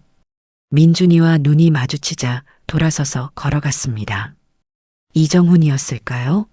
확신할 수 없었지만 불안했어요. 민준이는 즉시 경찰에 신고했습니다. 순찰차가 왔지만 그 남자는 이미 사라진 후였어요. 자주 순찰 돌리겠습니다. 뭔가 이상하면 바로 연락 주세요. 경찰이 말하고 떠났습니다. 민준이는 밤새 잠을 이루지 못했어요. 거실에 앉아 창밖을 바라봤습니다. 이정훈, 당신이 뭘 원하든 난 물러서지 않아. 가족을 건드리면 가만두지 않을 거야. 주먹을 꽉 쥐었습니다. 이번에도 맞서야 했어요. 23년 전처럼. 그로부터 사흘 후 민준이는 병원에서 응급호출을 받았습니다. 강 선생님, 507호 환자 상태가 507호.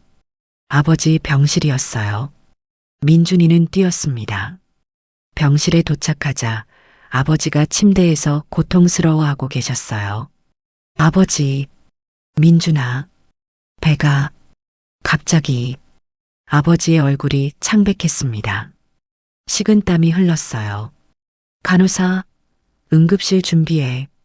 민준이가 소리쳤습니다. 아버지를 응급실로 옮겼어요. 검사를 했습니다. 결과가 나왔을 때 민준이는 할 말을 잃었습니다. 약물 중독 증상입니다. 뭔가 독성 물질이 체내에 들어온 것 같아요. 뭐라고요? 원인은 아직 모르겠지만 혹시 오늘 뭔가 드신 거 있으세요? 아버지가 힘겹게 말했어요. 아침에 누가 보낸 과일이 있었어. 간식으로 먹었는데 민준이의 머릿속이 번개처럼 빨라졌습니다. 과일. 누가 보낸 과일. 그 과일 어디 있어요? 병실에. 남은 거 있을 거야. 민준이는 병실로 달려갔습니다. 과일 바구니가 있었어요. 사과, 배, 포도. 이거 봉이네. 경찰에 넘겨야 해. 간호사에게 지시하고 민준이는 다시 응급실로 돌아왔습니다. 아버지는 해독 치료를 받고 있었어요. 다행히 빨리 발견해서 생명에는 지장이 없었습니다. 민준이는 아버지 옆에 서서 손을 꽉 잡았어요. 아버지, 괜찮으실 거예요. 민준아, 그놈이 한 거지? 네, 아마 그럴 거예요. 아버지가 이를 갈았습니다. 그 미친놈. 민준이는 분노가 치밀어 올랐습니다. 이제는 참을 수 없었어요. 경찰이 왔습니다.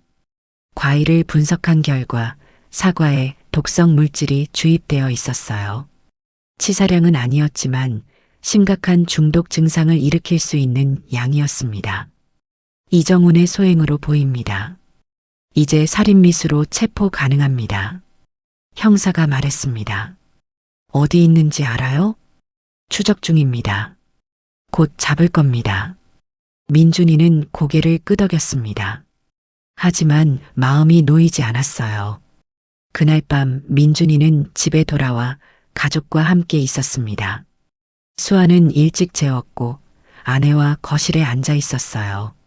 여보, 정말 괜찮을 거야? 지수가 물었습니다. 응, 경찰이 잡을 거야. 걱정 마. 근데 그 사람, 왜 그러는 걸까? 20년이나 지났는데 원한이 깊은 거겠지. 자기 인생이 망가진 게 내 탓이라고 생각하는 거야. 말도 안 돼. 그 사람이 나쁜 짓 해서 그런 건데. 맞아. 근데 그런 사람은 자기 잘못을 인정 안 해. 남탓만 하지. 민준이가 한숨을 쉬었습니다. 그때 벨소리가 울렸어요. 현관문이었습니다. 민준이가 일어섰습니다. 인터폰을 확인했어요. 화면에 아무도 보이지 않았습니다. 누구세요? 대답이 없었어요. 민준이는 불안한 예감이 들었습니다. 경계하며 문을 열었어요. 바닥에 봉투가 하나 놓여 있었습니다. 조심스럽게 열어봤어요. 안에는 사진이 있었습니다. 수아의 사진이었어요. 오늘 찍은 것 같았습니다. 집안에서 찍은 사진. 민준이의 피가 얼어붙었어요. 집안에서 찍은 사진. 그건 이정훈이 집에 들어왔다는 뜻이었습니다. 지수야. 민준이가 소리쳤습니다. 수아 방 확인해. 아내가 수아 방으로 뛰어갔어요. 잠시 후 비명이 들렸습니다. 수아가 없어. 민준이는 미친 듯이 집안을 뒤졌습니다. 수아는 어디에도 없었어요. 수아, 수아. 아내가 울부짖었습니다. 민준이는 핸드폰을 꺼내 이정훈에게 전화했어요. 신호가 갔습니다. 강민준 씨, 딸이 보이지 않죠? 이정훈의 목소리가 들렸습니다. 어디야? 수아 어디 있어? 걱정 마세요. 아직 안 다쳤어요. 아직은요. 수아한테 손 떼면 죽여버린다. 그러시면 안 되는데. 제가 지금 어디 있는지 아세요? 한강대학교 병원이에요. 옥상에. 민준이의 심장이 멎는 것 같았어요. 뭐? 옛날 추억이 있는 곳이잖아요. 여기서 기다릴게요. 혼자 오세요. 경찰 부르면. 글쎄요. 어떻게 될지 모르겠네요. 전화가 끊겼습니다. 민준이는 아내를 바라봤어요. 경찰 불러. 한강대학교 병원이래. 여보, 위험해. 나 혼자 가야 해. 안 그러면 수아가. 민준이는 말을 잇지 못했습니다. 눈에 눈물이 고였어요. 수아 꼭 데려올게. 믿어. 민준이는 집을 나섰습니다. 차를 타고 병원으로 향했어요. 밤길을 달리면서 민준이는 기도했습니다. 수아야, 조금만 기다려. 아빠가 갈게. 병원에 도착했습니다. 밤이라 한산했어요. 민준이는 옥상으로 향했습니다. 계단을 뛰어 올라갔어요. 옥상 문을 열자 차가운 바람이 불어왔습니다. 저 멀리 난간 근처에 이정훈이 서 있었어요. 그의 옆에는 수아가 있었습니다. 손이 묶여 있었고 입에는 테이프가 붙어 있었어요. 수아. 민준이가 달려가려 했지만 이정훈이 소리쳤습니다. 멈춰요. 가까이 오면 이 애가 어떻게 될지 몰라요. 민준이는 발을 멈췄어요. 이정훈과 수아 사이의 거리. 약 10m. 이정훈 씨, 수아는 아무 죄도 없어요. 보내줘요. 죄 없죠. 당신 딸이니까. 근데 그게 뭐 어때요? 무슨 원한이 있으면 나한테 풀어요. 아이한테 왜 이래요? 당신한테 풀어봤자 뭐가 달라져요? 당신은 모든 걸 가졌잖아요. 좋은 직업, 가족, 명예. 나한테서 빼앗은 것들. 내가 뭘 빼앗았다는 거야? 당신이 사람을 죽였잖아. 그래요. 죽였죠. 돈 때문에. 근데 당신이 아니었으면 난 안 잡혔어요. 계속 잘 살았을 거야. 이정훈이 비웃었습니다. 7살짜리 꼬마한테 인생 망한 거 얼마나 치욕적인지 알아요? 그건 당신 잘못이야. 내 잘못 아니야. 알아요. 알아. 근데 그래도 당신이 미워. 당신 행복한 얼굴 보면 구역질이 나. 그래서 빼앗고 싶어요. 당신이 가진 것들. 이정훈이 수아를 끌어당겼어요. 수아가 겁에 질린 눈으로 민준이를 바라봤습니다. 아, 아빠.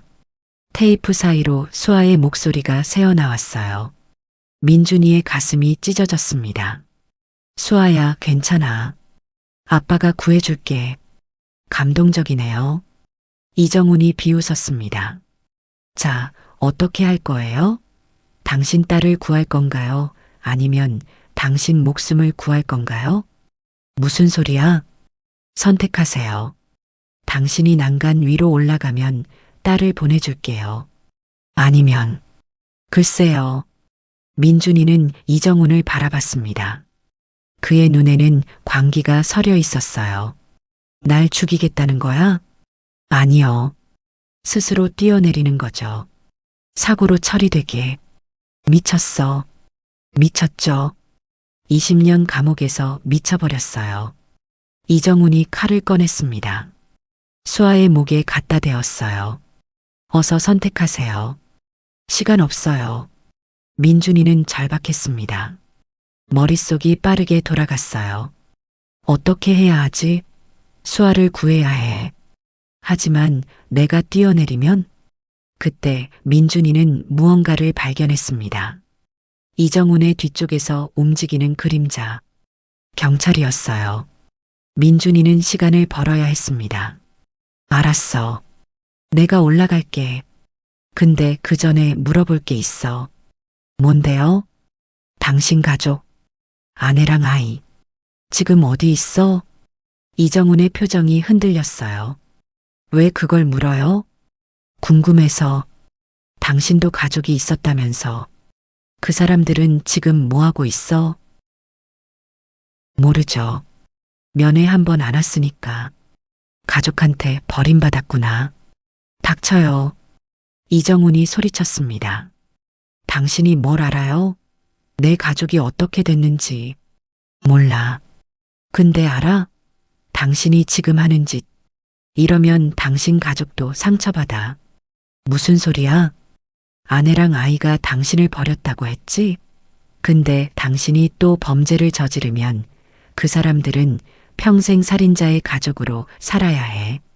당신 때문에. 이정훈의 손이 떨렸어요. 그건 당신이 정말 가족을 사랑했다면 이러면 안 돼. 더 상처 주는 거야. 닥쳐.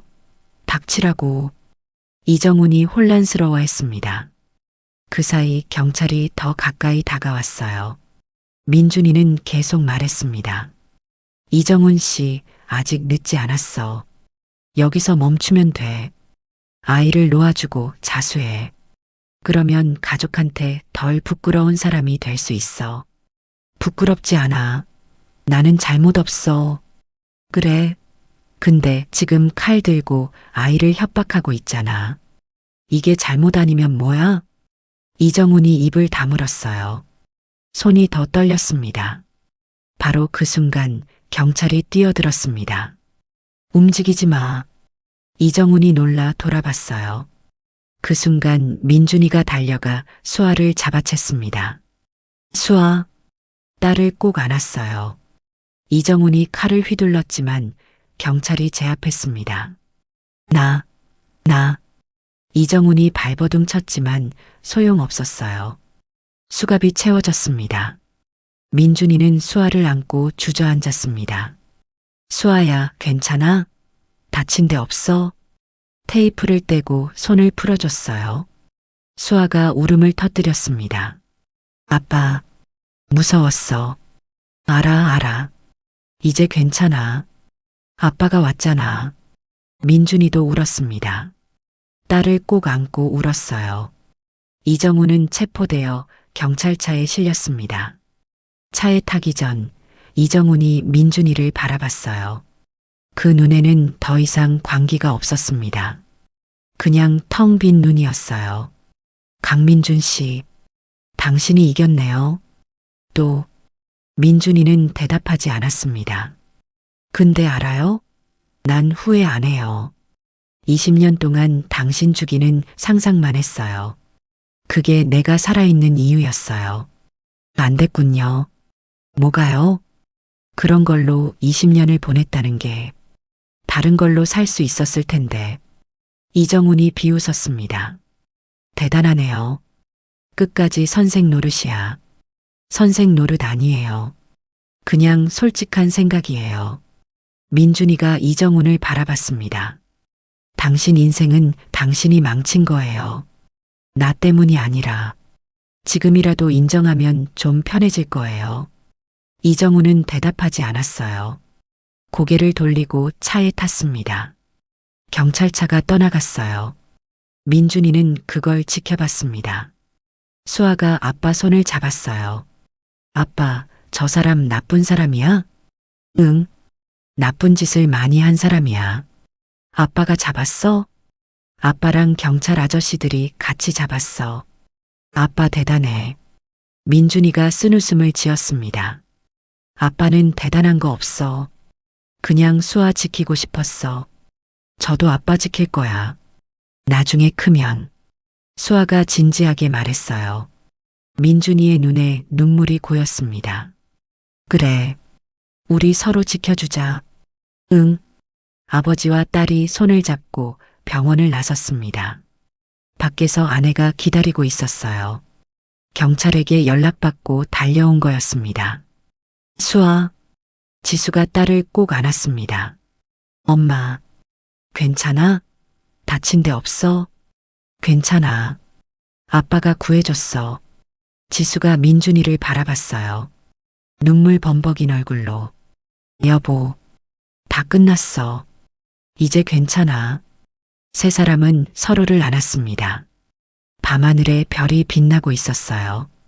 그로부터 일주일 후 아버지가 퇴원했습니다.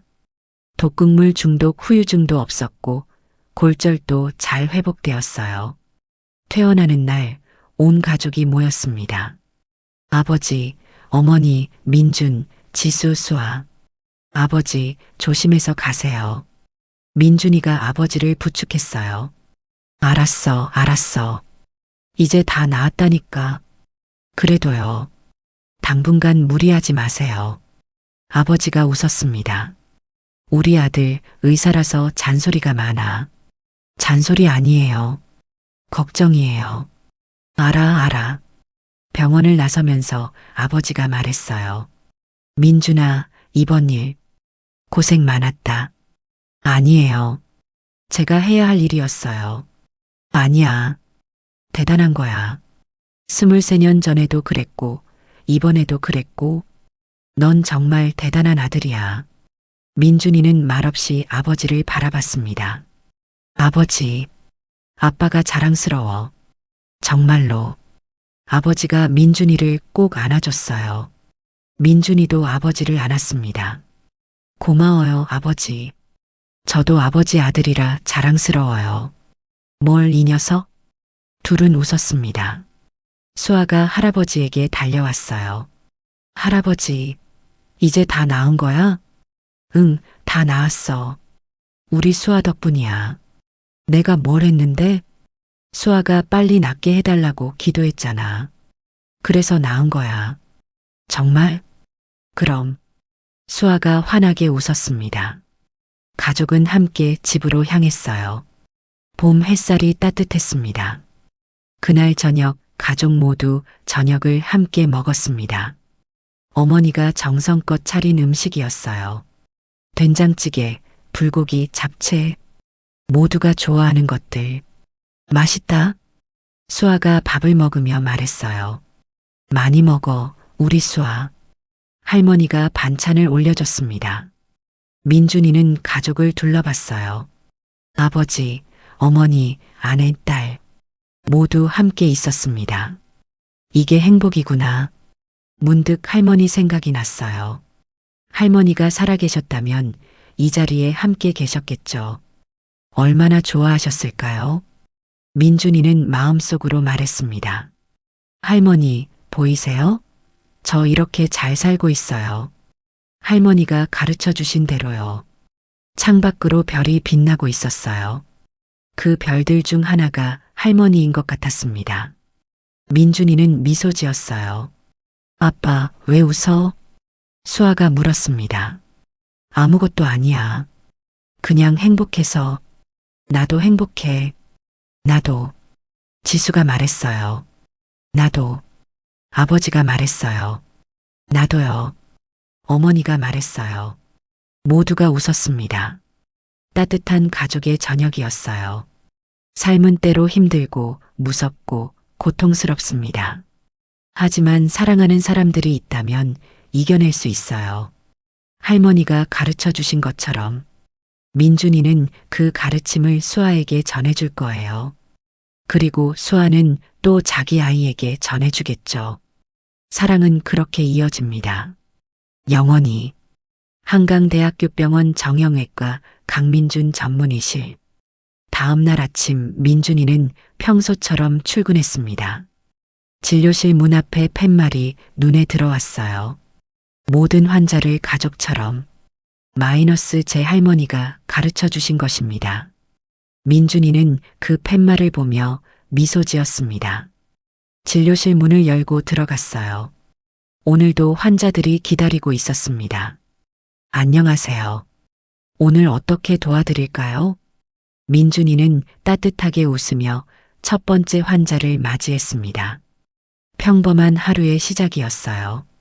하지만 그 평범함이 얼마나 소중한지 민준이는 알고 있었습니다. 그리고 10년 후 한강대학교병원 로비에 한 가족이 들어왔습니다.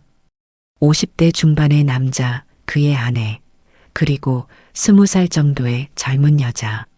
아빠, 긴장돼. 젊은 여자가 말했어요. 괜찮아, 수아야. 넌 잘할 거야. 남자가 딸의 어깨를 토닥였습니다. 강민준과 그의 딸 수아. 수아는 의대를 졸업하고 이제 인턴으로 첫 출근을 하는 날이었어요. 아버지와 같은 병원, 한강대학교병원에서. 수아야, 기억해. 환자를 가족처럼 대해야 해. 알아요, 아빠. 증조할머니가 가르쳐 주신 거잖아요. 그래. 그게 제일 중요해. 수아가 아버지를 꼭 안았습니다. 고마워요, 아빠. 좋은 의사가 될게요. 아빠처럼. 아빠보다 더 좋은 의사가 될 거야. 확신해. 민준이가 딸을 바라봤습니다. 눈에 자부심이 가득했어요. 수아가 병원 안으로 들어갔습니다. 새로운 시작이었어요. 민준이와 지수는 딸의 뒷모습을 지켜봤습니다. 여보, 우리 딸 정말 컸다. 응. 할머니가 보셨으면 얼마나 좋아하셨을까. 분명 하늘에서 보고 계실 거야. 민준이가 하늘을 올려다봤습니다. 맑고 푸른 하늘이었어요. 할머니, 수아도 의사 됐어요. 할머니처럼 따뜻한 의사가 될 거예요. 바람이 불었습니다. 마치 할머니가 대답하는 것처럼. 민준이는 미소 지었어요. 삶은 이렇게 이어집니다. 사랑하는 사람에게서 사랑하는 사람에게로. 끝나지 않는 이야기처럼. 영원히.